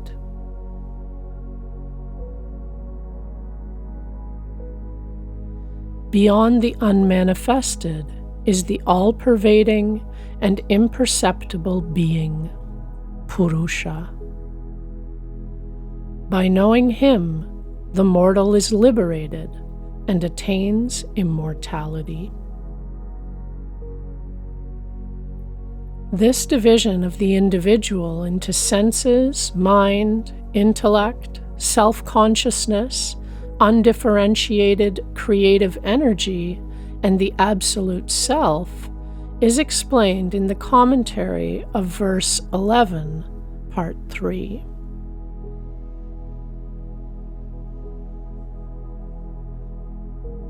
His form is not to be seen.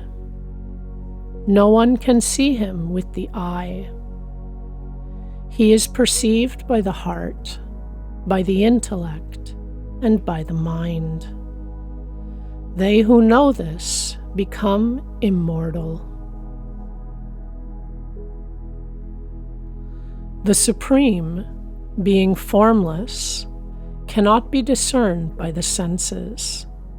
Hence, all knowledge of him must be acquired by the subtler faculties of heart, intellect, and mind, which are developed only through the purifying practice of meditation.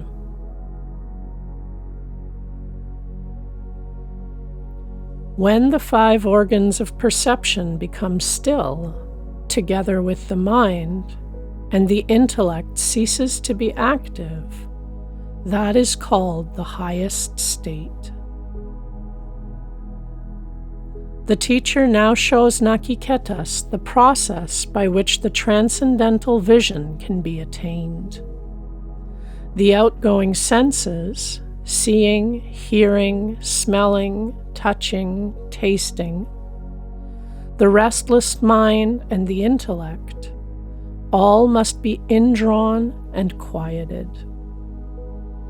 The state of equilibrium thus attained is called the highest state, because all the forces of one's being become united and focused, and this inevitably leads to supersensuous vision.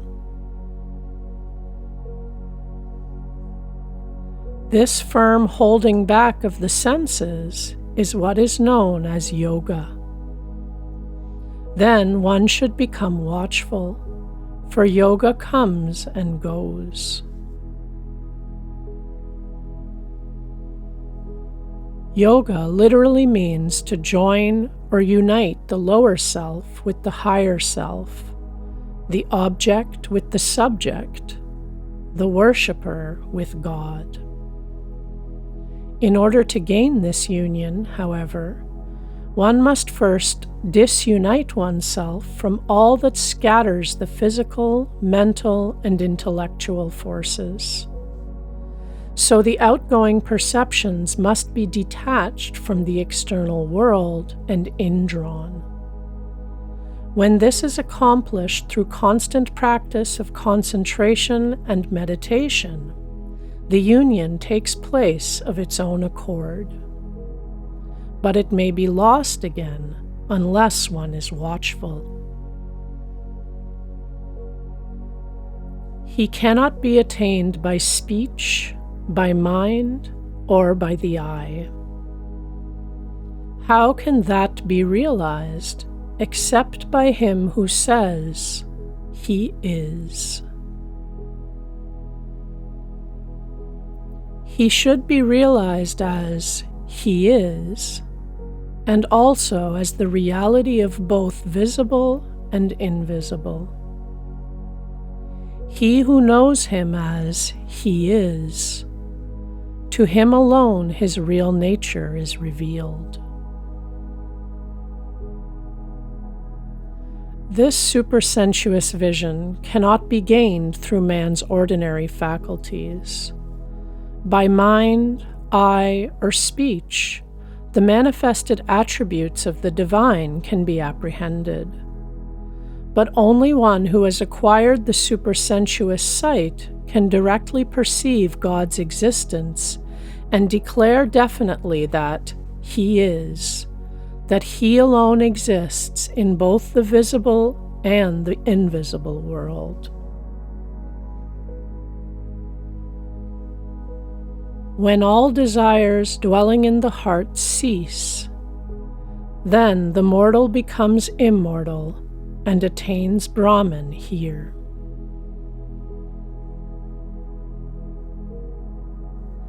When all the ties of the heart are cut asunder here, then the mortal becomes immortal.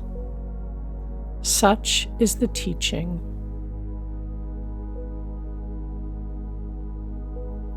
There are 101 nerves of the heart. One of them penetrates the center of the head. Going upward through it, one attains immortality. The other 100 nerve courses lead, in departing, to different worlds. The nervous system of the body provides the channels through which the mind travels. The direction in which it moves is determined by its desires and tendencies. When the mind becomes pure and desireless, it takes the upward course and at the time of departing passes out through the imperceptible opening at the crown of the head. But as long as it remains full of desires, its course is downward towards the realms where those desires can be satisfied.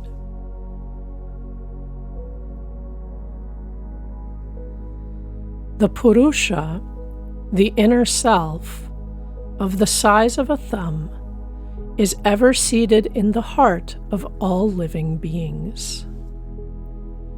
With perseverance, man should draw him out from his body as one draws the inner stalk from a blade of grass. One should know him as pure and deathless, as pure and deathless. As has been explained in Part 4, Verse 12, the inner self, although unlimited, is described as the size of a thumb because of its abiding place in the heart, often likened to a lotus bud, which is similar to a thumb in size and shape. Through the process of steadfast discrimination, one should learn to differentiate the soul from the body, just as one separates the pith from a reed. Thus Nachiketas, having acquired this wisdom taught by the ruler of death, together with all the rules of yoga, became free from impurity and death and attained Brahman, the Supreme. So also will it be with another who likewise knows the nature of the self.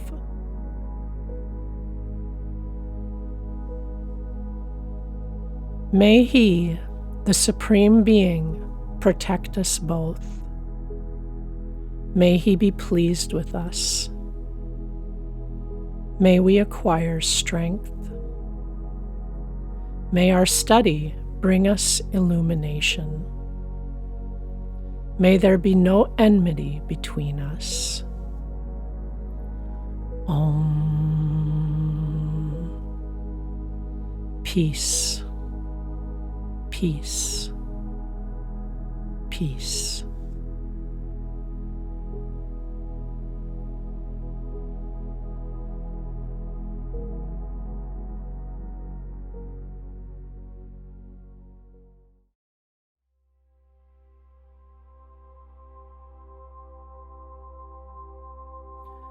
May my limbs, speech, prana, sight, hearing, strength, and all my senses gain in vigor. All is the Brahman of the Upanishads. May I never deny the Brahman. May the Brahman never deny me. May there be no denial of the Brahman. May there be no separation from the Brahman. May all the virtues declared in the sacred Upanishads be manifest in me, who am devoted to the Atman. May they be manifest in me. Om. Peace, peace, peace.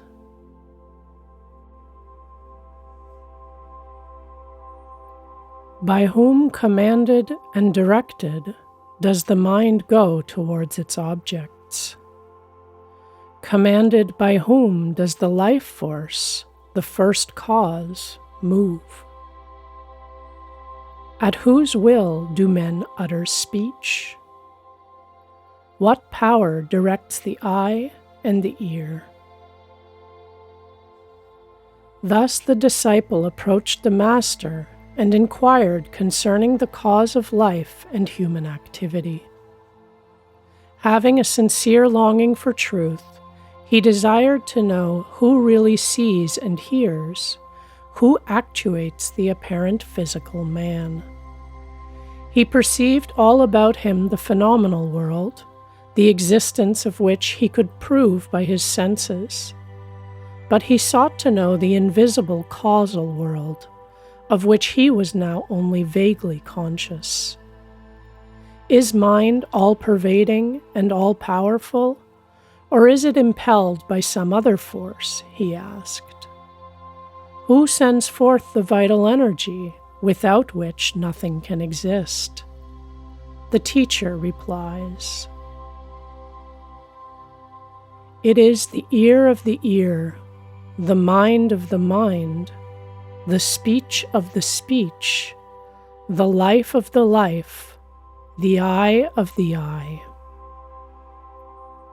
The wise, freed from the senses and from mortal desires, after leaving this world, become immortal.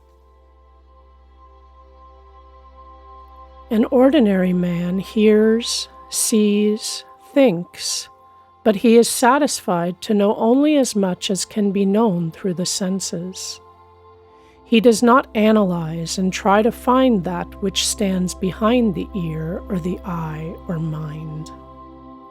He is completely identified with his external nature. His conception does not go beyond the little circle of his bodily life, which concerns the outer man only. He has no consciousness of that which enables his senses and organs to perform their tasks. There is a vast difference between the manifested form and that which is manifested through the form. When we know that, we shall not die with the body. One who clings to the senses and to things that are ephemeral must die many deaths. But that man who knows the eye of the eye, the ear of the ear, having severed himself from his physical nature, becomes immortal. Immortality is attained when man transcends his apparent nature and finds that subtle, eternal, and inexhaustible essence which is within him. There the eye does not go, nor speech, nor mind. We do not know that. We do not understand how it can be taught. It is distinct from the known, and also it is beyond the unknown. Thus we have heard from the ancient teachers who told us about it. These physical eyes are unable to perceive that subtle essence, nor can it be expressed by finite language or known by finite intelligence, because it is infinite. Our conception of knowing finite things is to know their name and form. But knowledge of God must be distinct from such knowledge. This is why some declare God to be unknown and unknowable, because he is far more than eye or mind or speech can perceive, comprehend, or express. The Upanishad does not say that he cannot be known.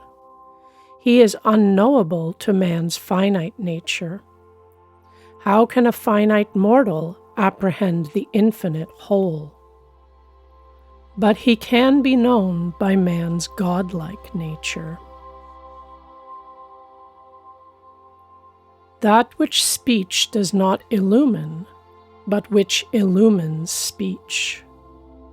Know that alone to be the Brahman, the Supreme Being, not this which people worship here. That which cannot be thought by mind, but by which, they say, mind is able to think. Know that alone to be the Brahman, not this which people worship here.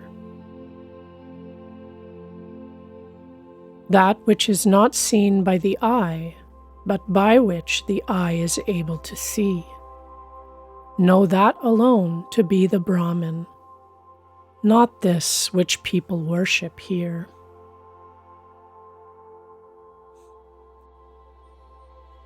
That which cannot be heard by the ear, but by which the ear is able to hear. Know that alone to be Brahman, not this which people worship here. That which none breathes with the breath, but by which breath is inbreathed. Know that alone to be the Brahman, not this which people worship here. Ordinarily, we know 3 states of consciousness only: waking, dreaming, and sleeping. There is, however, a 4th state, the superconscious, which transcends these. In the first 3 states, the mind is not clear enough to save us from error. But in the 4th state, it gains such purity of vision that it can perceive the divine. If God could be known by the limited mind and senses, then God knowledge would be like any other knowledge, and spiritual science like any physical science. He can be known, however, by the purified mind only. Therefore, to know God, man must purify himself. The mind described in the Upanishads is the superconscious mind. According to the Vedic sages, the mind in its ordinary state is only another sense organ. This mind is limited, but when it becomes illumined by the light of the cosmic intelligence, or the mind of the mind, then it is able to apprehend the first cause, or that which stands behind all external activities. Part 2. If thou thinkest, I know it well, then it is certain that thou knowest but little of the Brahman, that is, the absolute truth, or in what form he resideth in the devas. Therefore, I think that what thou thinkest to be known is still to be sought after. Having given the definition of the real self, or Brahman, by which mortals are able to see, hear, feel, and think, the teacher was afraid that the disciple, after merely hearing about it, might conclude that he knew it.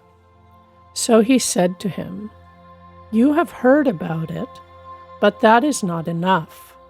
You must experience it. Mere intellectual recognition will not give you true knowledge of it.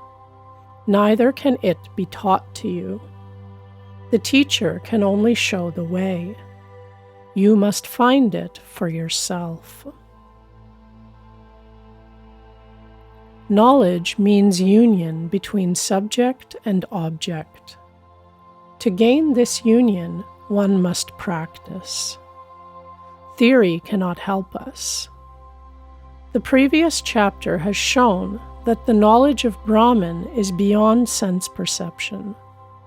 There the eye does not go, nor speech, nor mind. That is distinct from known, and also it is beyond the unknown. Therefore, it was necessary for the teacher to remind the disciple that knowledge based on sense perception or intellectual apprehension should not be confounded with supersensuous knowledge. Although the disciple had listened to the teacher with unquestioning mind and was intellectually convinced of the truth of his words, it was now necessary for him to prove by his own experience what he had heard. Guided by the teacher, he sought within himself through meditation the meaning of Brahman. And having gained a new vision, he approached the teacher once more. The disciple said, "I do not think I know it well, nor do I think that I do not know it. He among us who knows it truly knows what is meant by 'I know,' and also what is meant by 'I know it not.'" This appears to be contradictory, but it is not. In the previous chapter, we learned that Brahman is distinct from the known and beyond the unknown. The disciple, realizing this, says, "So far as mortal conception is concerned, I do not think I know, because I understand that it is beyond mind and speech. Yet, from the higher point of view, I cannot say that I do not know. For the very fact that I exist, that I can seek it, shows that I know, for it is the source of my being. I do not know, however, in the sense of knowing the whole infinite ocean of existence." The word knowledge is used ordinarily to signify acquaintance with phenomena only, but man must transcend this relative knowledge before he can have a clear conception of God. One who wishes to attain soul consciousness must rise above matter. The observation of material science being confined to the sense plane, it ignores what is beyond. Therefore, it must always be limited and subject to change. It discovered atoms, then it went further and discovered electrons, and when it had found the one, it had to drop the other. So this kind of knowledge can never lead to the ultimate knowledge of the infinite, because it is exclusive and not inclusive. Spiritual science is not merely a question of mind and brain. It depends on the awakening of our latent higher consciousness. He who thinks he knows it not, knows it. He who thinks he knows it not. The true knowers think they can never know it because of its infinitude, while the ignorant think they know it. By this text, the teacher confirms the idea that Brahman is unthinkable because unconditioned. Therefore, he says, "He who considers it beyond thought, beyond sense perception, beyond mind and speech, he alone has a true understanding of Brahman. They who judge a living being from his external form and sense faculties know him not, because the real self of man is not manifested in his seeing, hearing, speaking. His real self is that within by which he hears and speaks and sees. In the same way, he knows not Brahman who thinks he knows it by name and form. The arrogant and foolish man thinks he knows everything, but the true knower is humble. He says, "How can I know thee, who art infinite and beyond mind and speech?"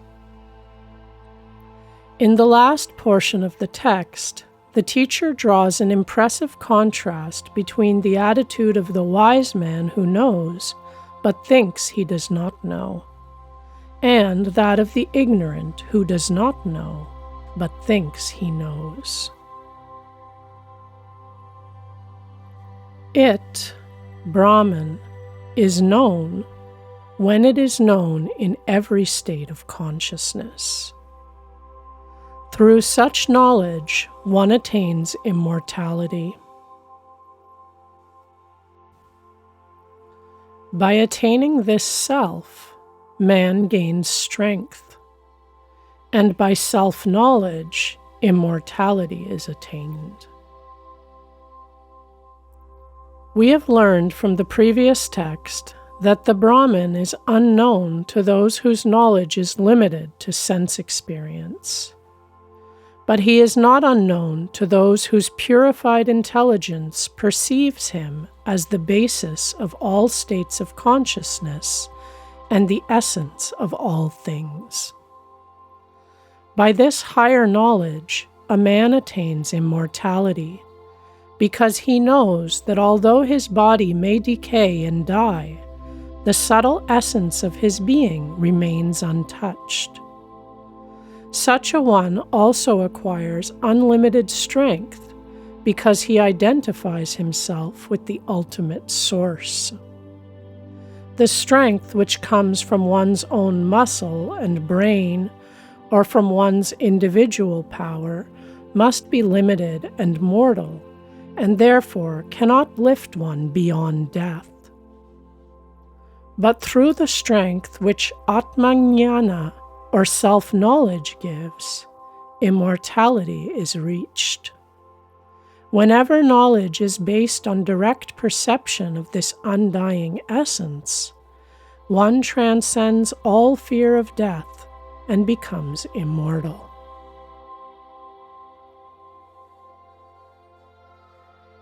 If one knows it here, that is truth. If one knows it not here, then great is his loss. The wise, seeing the same self in all beings, being liberated from this world, become immortal.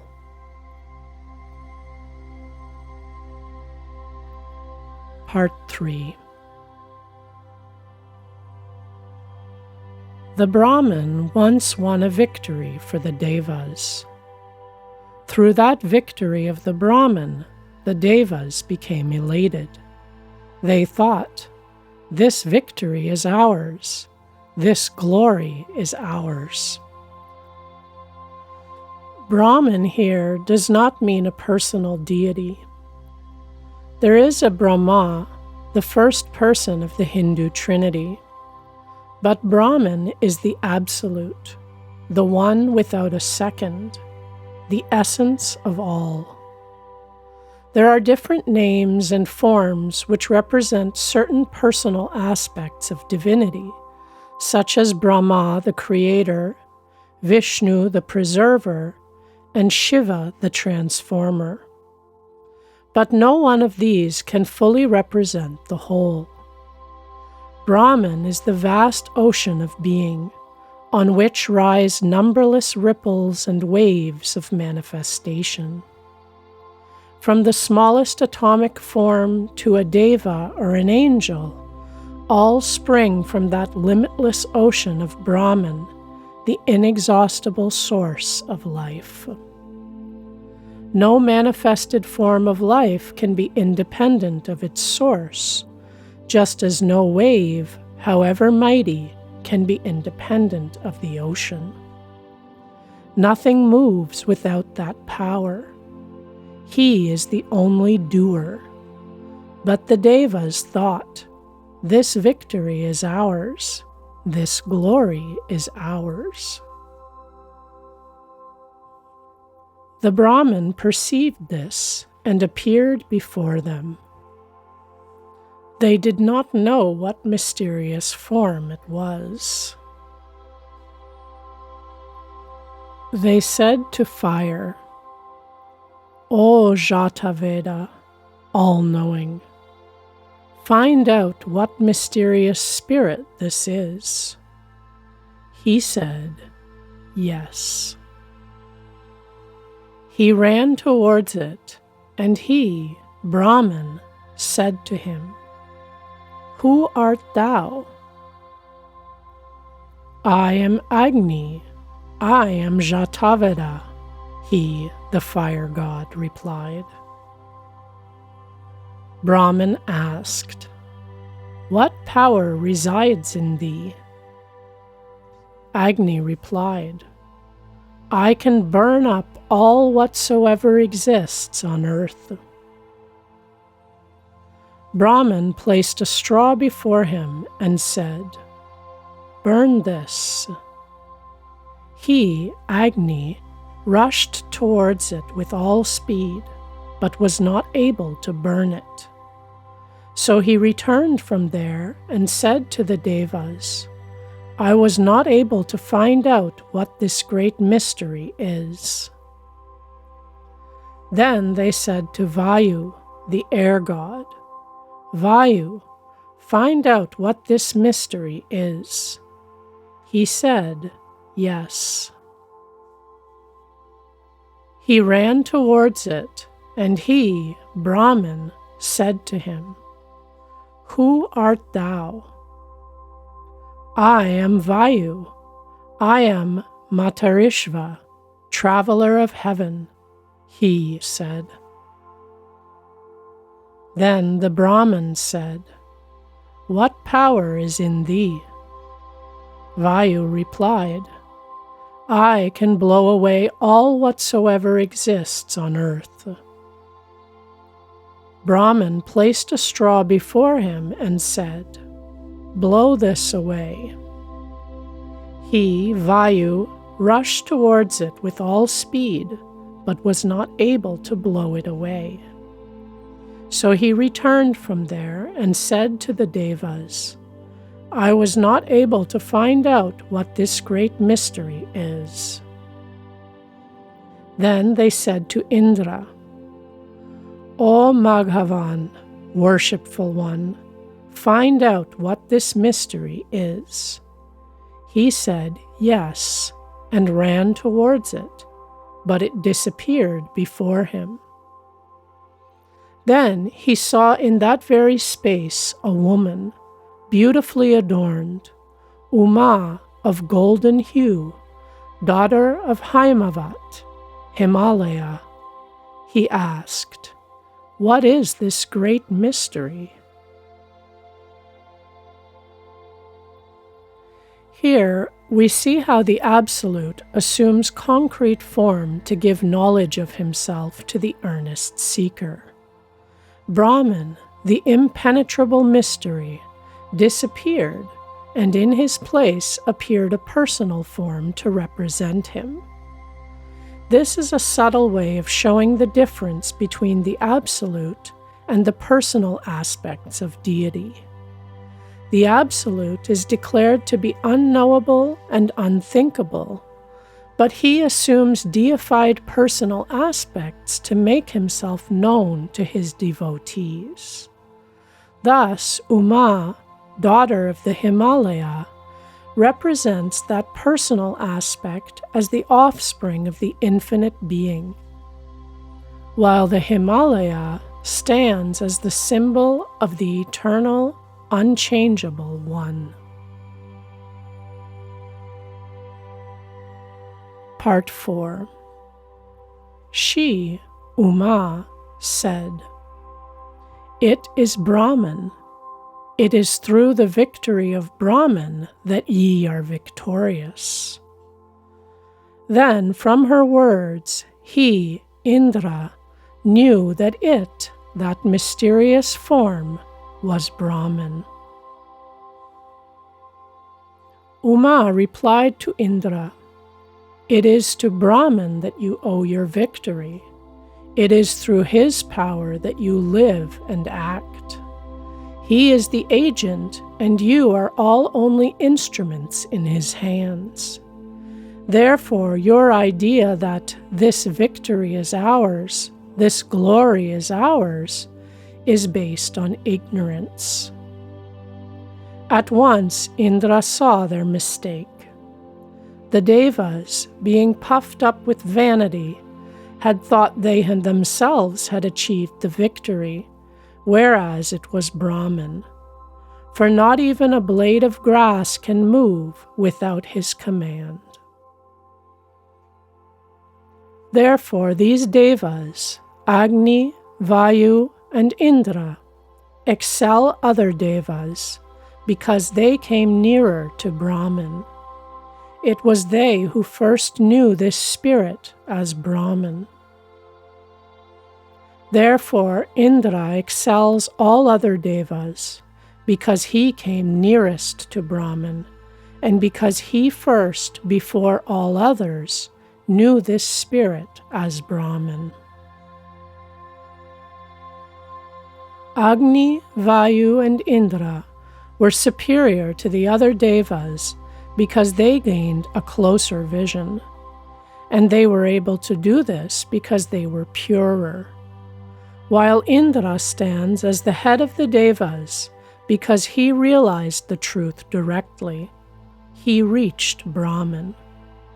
The significance of this is that whoever comes in direct touch with Brahman or the Supreme is glorified. Thus, the teaching of Brahman is here illustrated in regard to the Devas. He flashed like lightning and appeared and disappeared just as the eye winks. The teaching as regards the Devas was that Brahman is the only doer. He had appeared before them in a mysterious form, but the whole of the unfathomable Brahman could not be seen in any definite form. So at the moment of vanishing, he manifested more of his immeasurable glory and fleetness of action by a sudden dazzling flash of light. Next, the teaching is regarding Adhyatman, the embodied soul. The mind seems to approach him, Brahman. But this mind, the seeker, again and again remembers and thinks about Brahman. Only by the mind can the seeker after knowledge approach Brahman, whose nature in glory and speed has been described as like unto a flash of lightning. Mind alone can picture the indescribable Brahman, and mind alone, being swift in its nature, can follow him. It is through the help of this mind that we can think and meditate on Brahman. And when, by constant thought of him, the mind becomes purified, then, like a polished mirror, it can reflect his divine glory. That Brahman is called Tadvanam, object of adoration. He is to be worshipped by the name Tadvanam. He who knows Brahman thus is loved by all beings. Brahman is the object of adoration and the goal of all beings. For this reason, he should be worshipped and meditated upon as Tadvanam. Whoever knows him in this aspect becomes one with him and serves as a clear channel through which the blessings of Brahman flow out to others. The knower of God partakes of all his lovable qualities and is therefore loved by all true devotees. The disciple asked, "O Master, teach me the Upanishad." The teacher replied, "The Upanishad has been taught thee. We have certainly taught thee the Upanishad about Brahman." The Upanishad is based on tapas, practice of the control of body, mind, and senses; dhamma, subjugation of the senses; karma, right performance of prescribed actions. The Vedas are its limbs. Truth is its support. He who knows this wisdom of the Upanishad, having been cleansed of all sin, becomes established in the blissful, eternal, and highest abode of Brahman, in the highest abode of Brahman.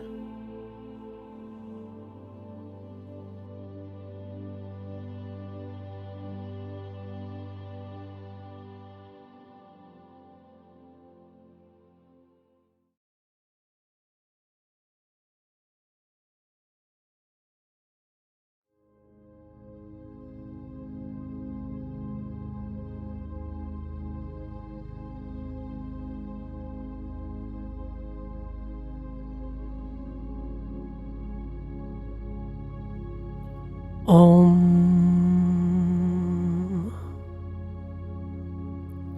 May we hear with our ears that which is beneficent, O Devas. May we behold with our eyes that which is beneficent.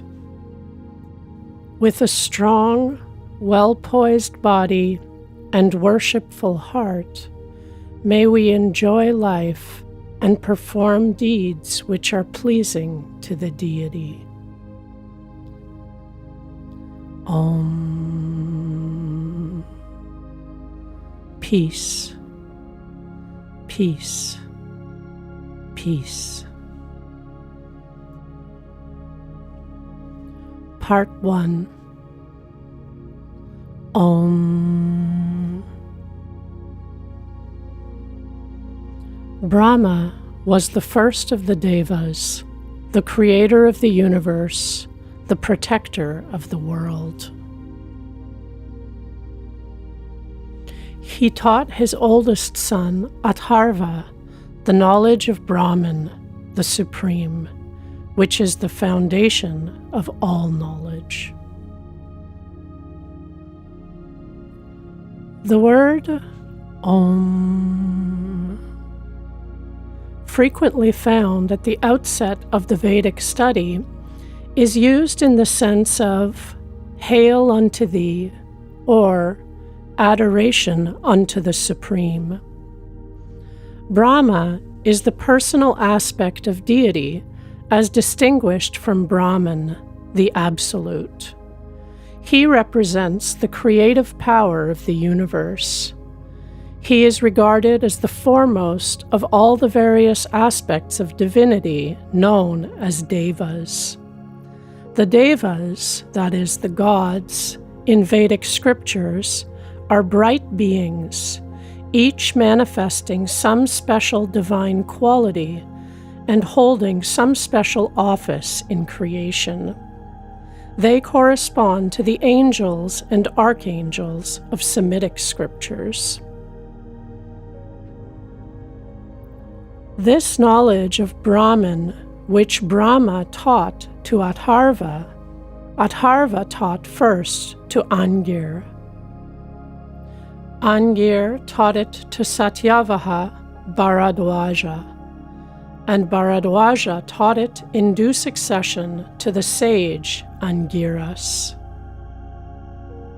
Shaunaka, the great householder, having approached the sage Angiras with fitting humility, asked of him, "What is that, O Bhagavan, which being known, all else becomes known?"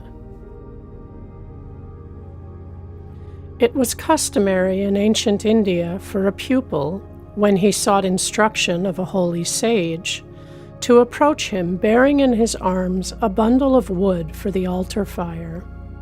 This armful of sacrificial wood, called in Sanskrit Samit Pani, became the symbol of discipleship, representing a desire to serve even in the humblest capacity. Those ancient teachers did not give out their knowledge for a certain fee, as it is done in the modern educational institution. They were wholly independent. They did not seek pupils. On the contrary, they were very careful whom they taught. The pupil was obliged to prove his worthiness by humility, earnestness, and patient service. The sage said to him, "There are two kinds of knowledge to be known. So are we told by the knowers of Brahman: higher knowledge and lower knowledge. Lower knowledge consists of the Rig Veda, Yajur Veda, Sama Veda, Atharva Veda, phonetics, ceremonial, grammar, etymology, meter, astronomy. Higher knowledge is that by which the imperishable is known." The Upanishads make a clear distinction between secular knowledge, apara, and knowledge born of direct vision, para. Secular or lower knowledge not only includes astronomy, ceremonial, rhetoric, and all branches of intellectual study, but even study of the sacred scriptures. Any knowledge which is acquired through study is classed as lower knowledge, because merely reading or hearing about truth is not knowing truth. The Aryan sages did not discredit the study of books, but they recognized that theoretical knowledge must always be inferior to knowledge based on direct experience.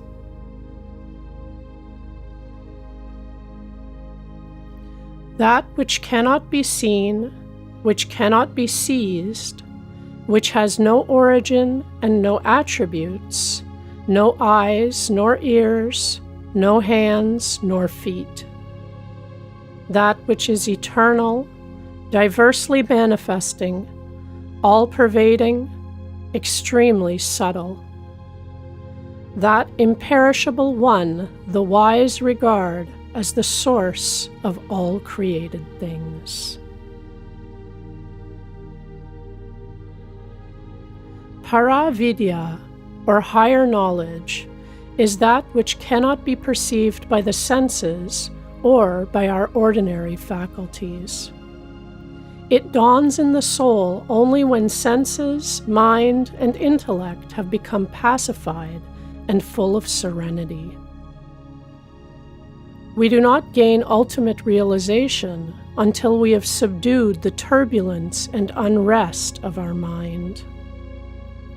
At present, the greater part of our effort at knowledge is physical. We wish to see with our eyes, grasp with our hands. But through these channels, we can gain only objective knowledge, while knowledge of God is subjective. This is evident from the definition of the Supreme given here. He is unconditioned and beyond the reach of our physical senses, our mind and intellect. To perceive him, we must cultivate another state of consciousness, which is done through the practice of meditation.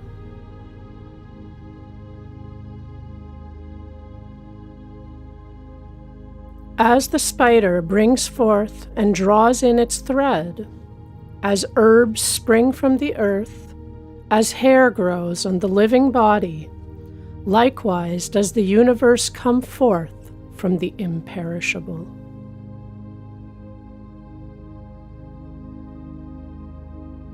Through tapas, Brahman expands. From this, food is produced. From food come prana, mind, the elements, the worlds, good works, and their immortal fruit.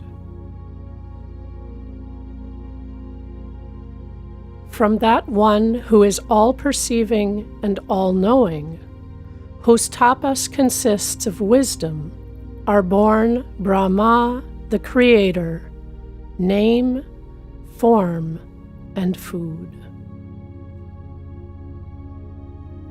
Tapas signifies spiritual discipline, known variously as penance, austerity, etc. The word tapa means literally heat, and is employed in this case because spiritual practice is supposed to act on the system like fire, consuming all impurities. This interpretation, however, cannot be applied to the present text, as it is evident that Brahman, the Supreme Lord, has no need of purification.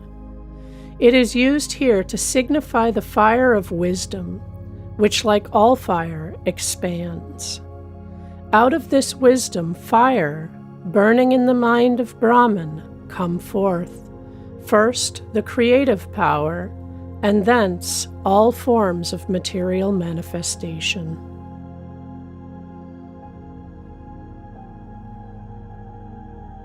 Part 2. This is the truth. The sacrificial rites which the sages found in the hymns are described variously in the 3 Vedas. Perform them faithfully, O ye truth-seekers. This is the path that leads to the world of good deeds. This chapter deals in greater detail with the lower knowledge, aparavidya, which according to the previous chapter includes all forms of intellectual study, ceremonial, ritual, etc. The Vedic teaching is divided into 2 distinct parts. The one, called Jnanakanda, deals with the subtlest phases of spiritual philosophy. The other, called Karmakanda, shows to those who still cling to worldly things how, by the performance of certain rites and sacrifices, they may attain the fulfillment of their desires. The altar fire plays an important part in these sacrifices, because fire is regarded as one of the truest symbols of divinity. It consumes all impurities without itself being contaminated. It has also a deeper significance. The real fire which every worshipper must light is the fire of wisdom, upon which every morning, noon, and night he must pour the oblation of his thoughts, words, and deeds. This lower knowledge is described at length in order to make plain to the disciple the perishable nature of the fruits of all sacrifice. Also, to test whether his mind is wholly free from desire for earthly rewards and ready for the higher knowledge. When the sacrificial fire is kindled and the flames rise, let a man offer his oblations devoutly between the flames.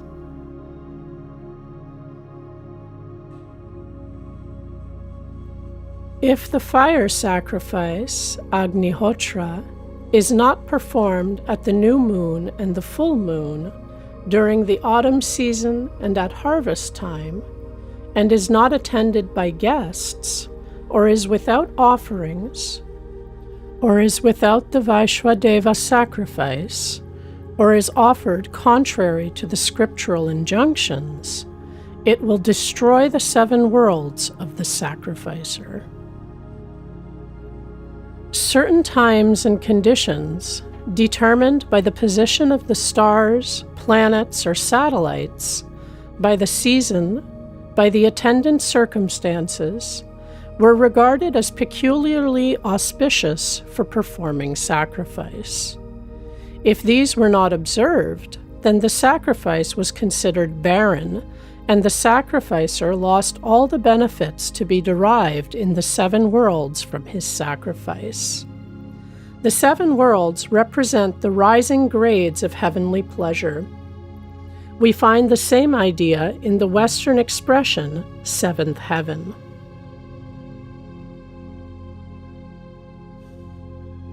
Kali, dark. Karali, terrific. Manojava, swift as thought. Sulohita, very red. Sudum Haravana, deep purple. Sphulingini, sparkling. Viswaruchi, universal light, are the 7 flaming tongues of fire. If a man performs his sacrifice in the proper season and pours out his oblations on the shining flames, these oblations, like the rays of the sun, lead him to where the Supreme Lord of Sacrifice dwells. Come hither, come hither, the bright oblations say to the sacrificer, and carry him by the rays of the sun, while with pleasing words they praise him, saying, "This is the heavenly Brahma world, Svarga, which thou hast earned by thy good deeds."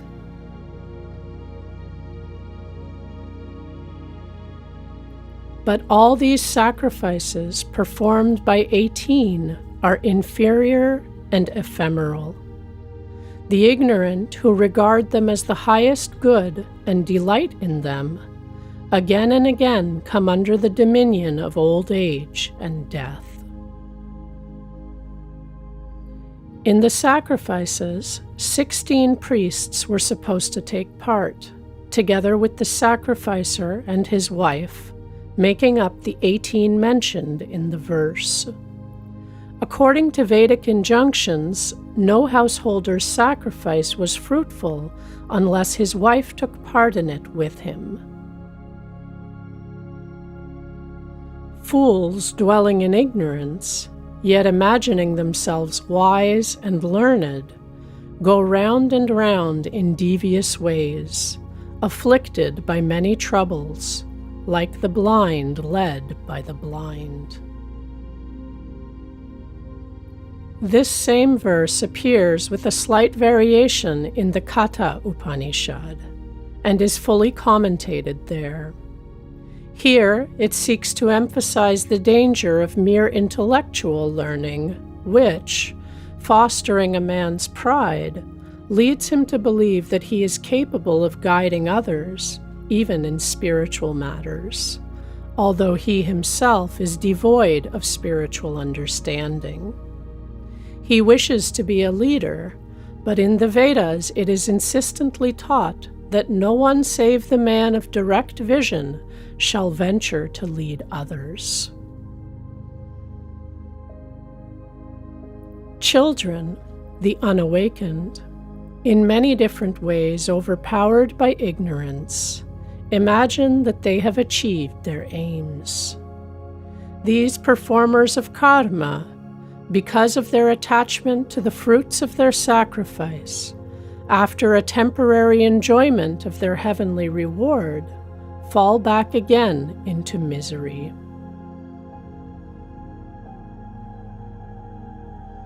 Regarding sacrifice and good works as the highest aim, these ignorant men know not the higher goal. And after having enjoyed the heavenly pleasures earned by their good deeds, they return to this world or fall into a lower one. They whose sphere of vision is wholly limited to this plane believe that when they have achieved a certain success in the world, they have gained all that there is to be gained, and they bind themselves with their own vanity and egoism. Even when the great saviors come and strive to awaken them, they still cling stubbornly to their own point of view. We see this in the life of Jesus the Christ. The scholars, those who knew the letter of the law and regarded themselves to be wise, were the last to accept his message.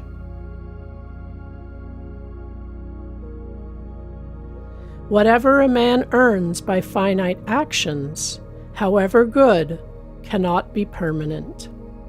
So all heavenly pleasure must come to an end, and he must return once more to the plane of struggle and discipline. But those wise men of tranquil heart, who practice shraddha, faith, and tapasya, austerity in the forest, living on alms, free from all impurities, travel by the path of the sun to where the immortal, imperishable being dwells. Let a Brahmana, God-seeker, after having examined all these words attained through karma marga, sacrifices and good deeds, become free from all desires. Realizing that the eternal cannot be gained by the non-eternal. In order to acquire knowledge of the eternal, let him then, with sacrificial fuel in his hand, approach a guru who is well versed in the Vedas and who is established in Brahman. To him who has thus approached reverently, whose heart is tranquilized, and whose senses are under control, let the wise guru teach the real knowledge of Brahman, by which the true and immortal being is known.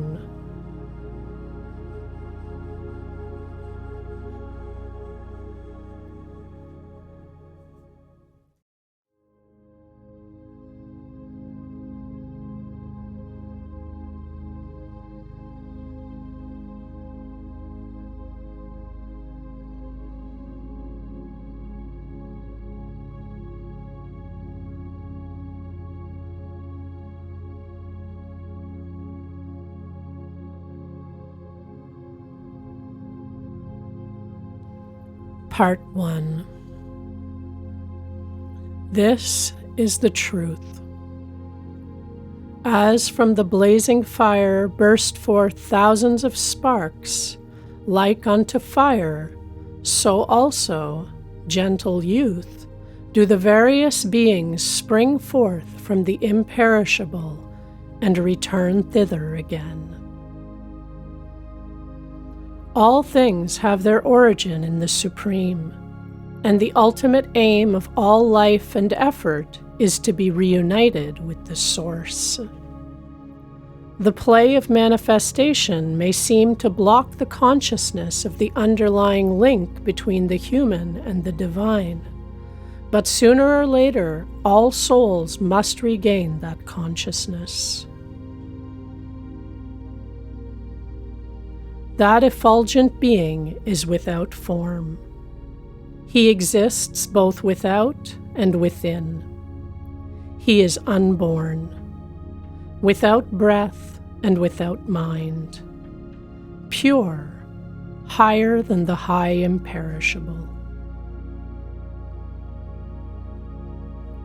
Here is given the definition of the Absolute, the unconditioned, known in the Vedic terminology as Nirguna Brahman. The Absolute cannot be created, therefore he must be without form. Because he is infinite, all-pervading, therefore he must be within and without all things.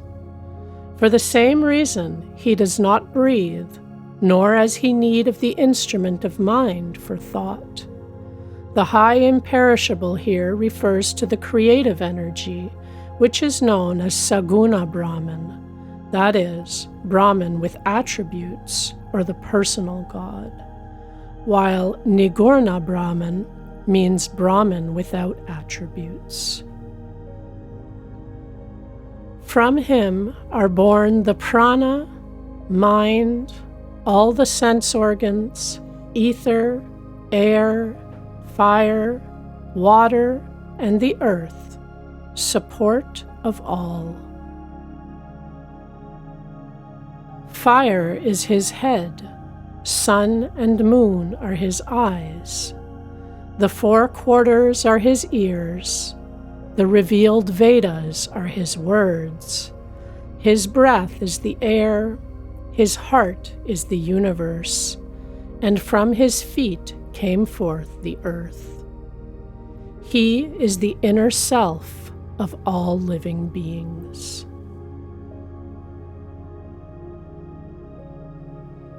From him comes the fire, whose fuel is the sun. From the moon come the clouds. From the earth come all herbs. The male places the seed in the female. Thus many beings are born from the Purusha, the great being. From him come the Rik, Saman, and Yajur Vedas, the rites of initiation, all forms of sacrifice, special ceremonials, sacrificial gifts to the priests, the appointed season for sacrifice, the sacrificer, and all the worlds which the moon sanctifies and the sun illumines. From him are the various devas born, the sadhyas, men, beasts, birds, the up-breath and the down-breath, corn and barley, austerity, faith, truth, continence, and scriptural injunction. From him are born the 7 pranas, senses, the 7 lights of sense perception, the 7 fuels, objects of perception, the 7 oblations, acts of sense perception, and the 7 lokas, seats, where the senses move. 7 in each living being, residing in the heart. From him are born all oceans, mountains, and diverse rivers. From him come all herbs and juices, by which the inner self subsists, together with the gross elements. That being alone is all this, sacrifice and austerity. All is Brahman, the highest immortal. He who knows this being, dwelling in the cave of the heart, O gentle youth, cuts asunder even here the knot of ignorance. In these verses, we are given a picture of cosmic creation rising out of Brahman, the Supreme. The first manifestation is fire, Agni, the giver of light and heat. Heat brings forth life. Rain falling upon the earth causes vegetation to spring up. Thus food is produced. From food comes the procreative energy.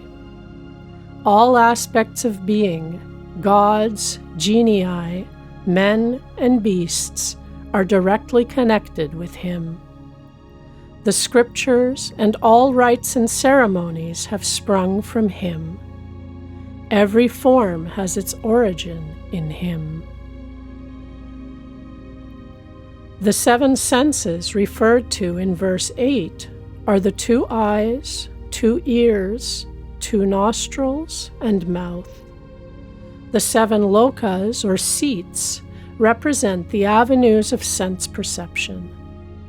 The inner self in verse 9 signifies the subtle body made up of the mind, manas, intellect, buddhi, and ego, ahamkara. He who realizes the all-pervading and eternal cause of creation as abiding in his own heart, the life of his life, attains illumination even here in this body.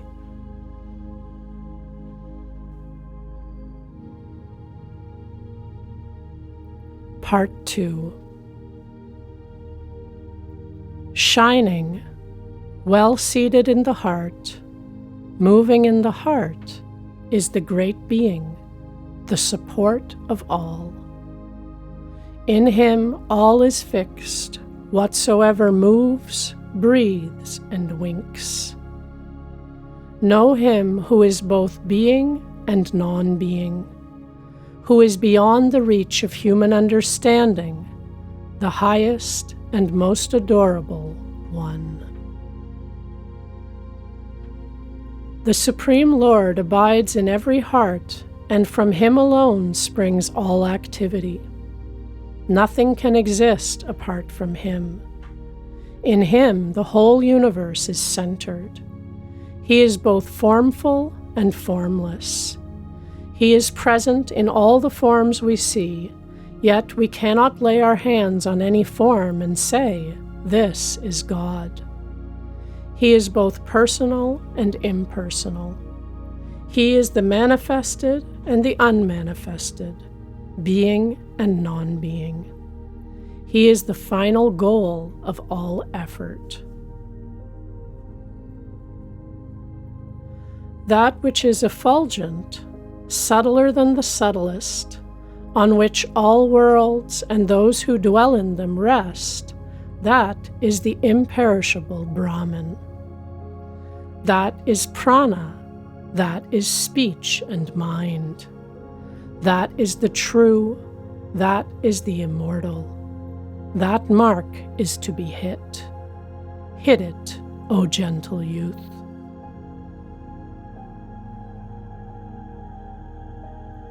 Having taken up the Upanishad, the great weapon, as the bow, and having fixed in it the arrow, sharpened by steadfast devotion.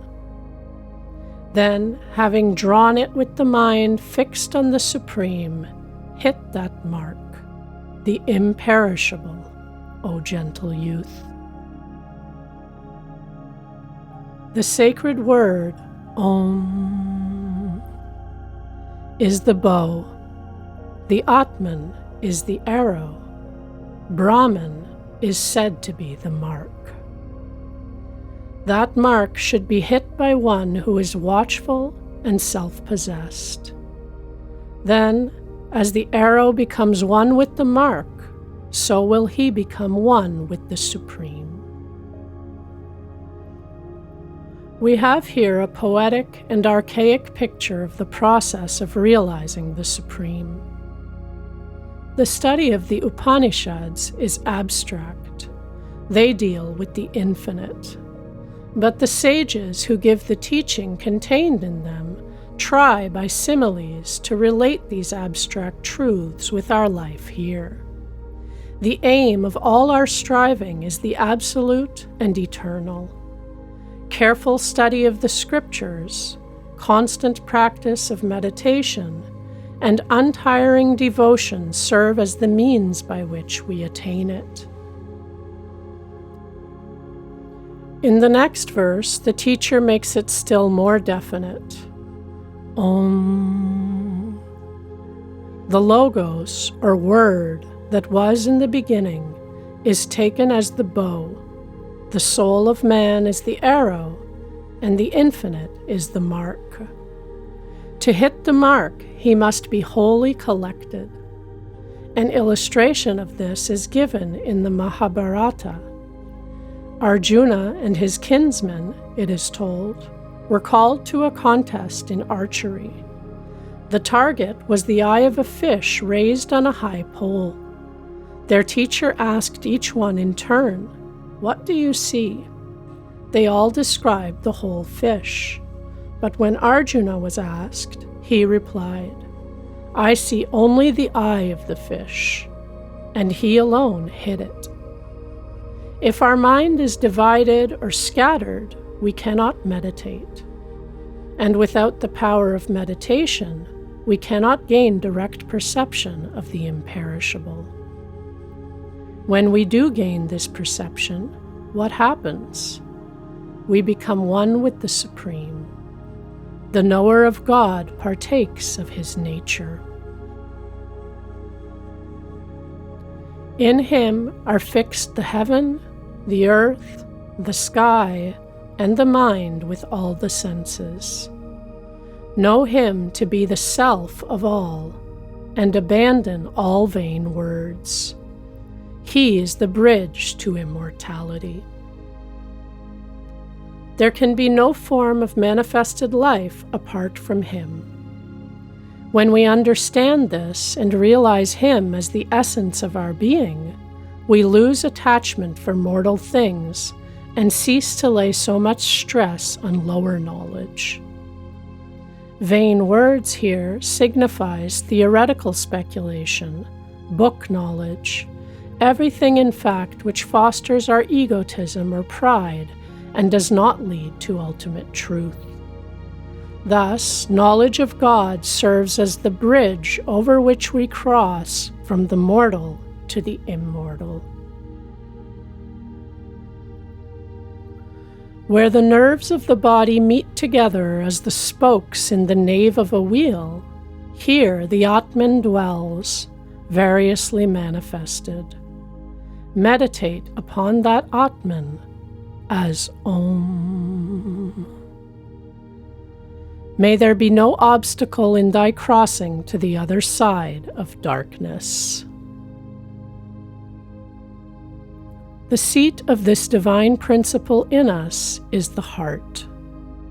This inner principle, or soul, is in itself unchanging, but it appears to take the modifications of the mind, such as joy, grief, anger, jealousy, hatred, love, etc.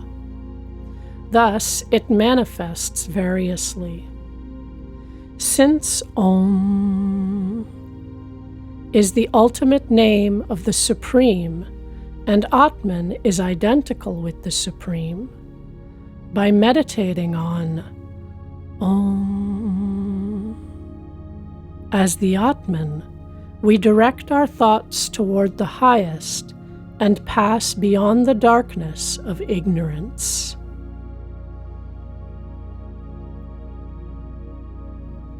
He who is all-knowing and all-perceiving, to whom belongs all the glory of the universe, that self dwells in the heavenly city of Brahman, the heart. He takes the form of mind and becomes the ruler of the body and the senses. Being in the heart, he sustains the body by food. The wise, who realize this, behold him shining forth, immortal and all blissful.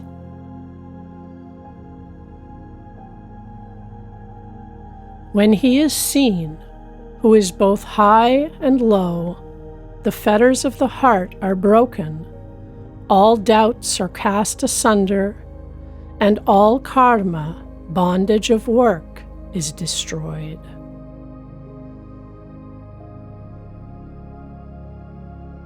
When the vision of him, who is all there is, high or low, subtle or gross, vast or small, dawns within us, the heart is at once freed from the fetters of attachment, egotism, and every form of selfishness.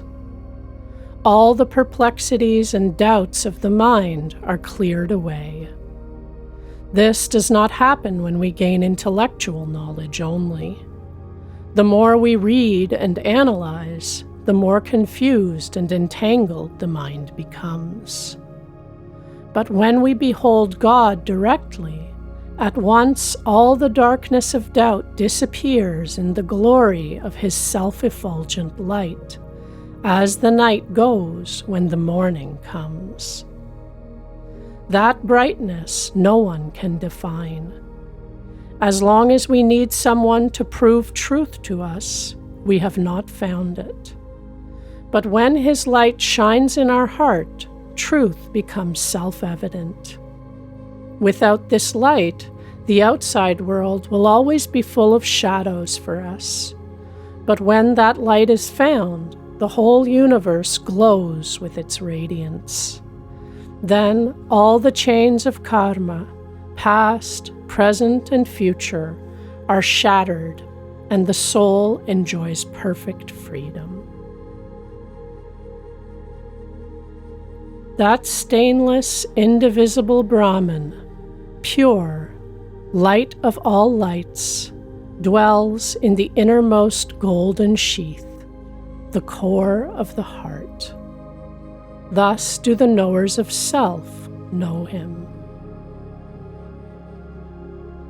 The sun does not shine there, nor the moon, nor the stars, nor do these lightnings shine there, much less this fire.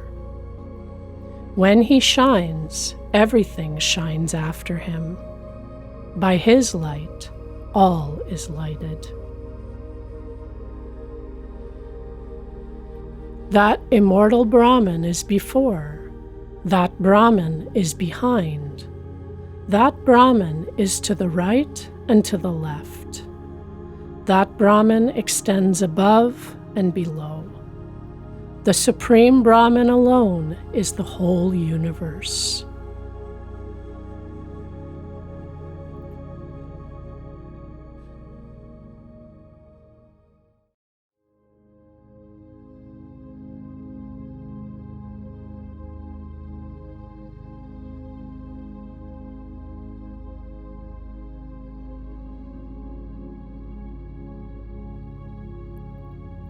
Two inseparable companions of golden plumage perch on the same tree. One of them eats the pleasing fruit of the tree. The other looks on as a witness without eating. On the same tree of life, man sits, drowned in grief, overpowered by his own helplessness. But when he beholds the other, the Lord, majestic and full of glory, then his grief passes away.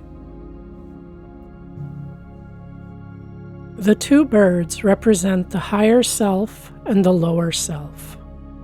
The lower self is absorbed in tasting the sweet and bitter fruits of this life, and imagines that it cannot escape from the reactions caused by them. When, however, in its struggle, it looks up to that other transcendent self and perceives how alike they are, it realizes its true nature. The jiva, or individual soul, is merely the reflex of the Paramatman, or Supreme Soul. The apparent man has its root in the real man. As soon as we realize this, the two become one. It is the sense of ego in us which divides and separates. And whenever we separate ourselves from our divine part, we feel a lack. When, however, we discover our relation with the inexhaustible Source, all our selfish appetites which now drive us from branch to branch of the tree of life will vanish, and no cause for grief will remain.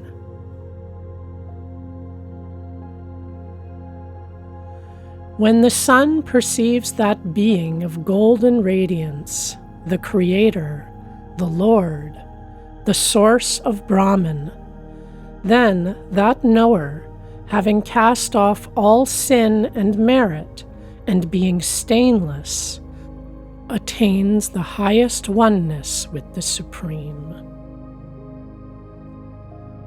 In the Indo-Aryan conception, as sin is an iron chain, so merit can be a golden chain, which binds us through self-righteousness and love of name and fame.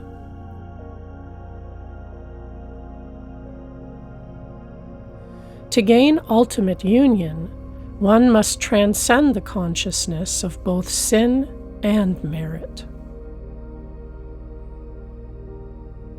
He is the prana animating all living beings. He who knows this becomes truly wise and not merely a talker. He delights in the self. He finds his highest happiness in the self, and he is a true performer of duty.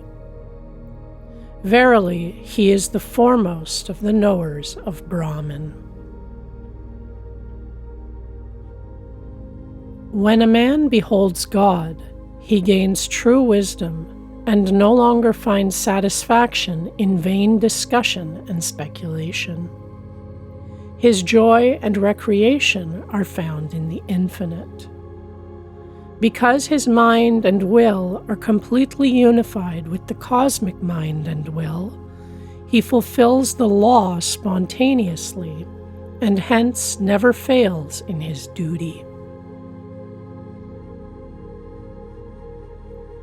This pure and effulgent self, which dwells within the body and is realized by sinless sannyasins, the spiritually consecrated, can be attained by truthfulness, self-subjugation, true knowledge, and the steadfast practice of chastity. Truth alone conquers, not untruth. By truth, the spiritual path is widened, that path by which the seers, who are free from all desires, travel to the highest abode of truth. That shines forth, immeasurable, divine, and inconceivable, subtler than the subtlest, more distant than the distant, yet here in the body. Residing in the cave of the heart, so it is seen by true seers.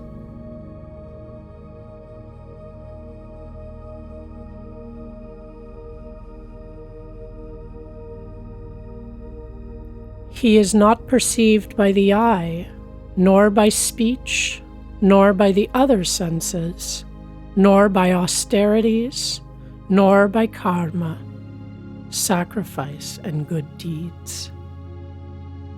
When the mind is purified by the serene light of knowledge, then alone does the seer perceive the indivisible Brahman by means of meditation. This subtle self is to be realized by a pure heart, as seated there where the prana has entered in fivefold form. The mind of every creature is interwoven with the senses. When it is purified, then the self shines forth of itself. The 5 different forms through which the vital energy manifests in the body are prana, apana, samana, vyana, and udhana. These represent in-breathing, out-breathing, equalizing the breath, circulating the breath, and up-breathing. By these various actions of the vital energy, different nerve currents are controlled. This has been elaborately worked out in the Indian yoga system.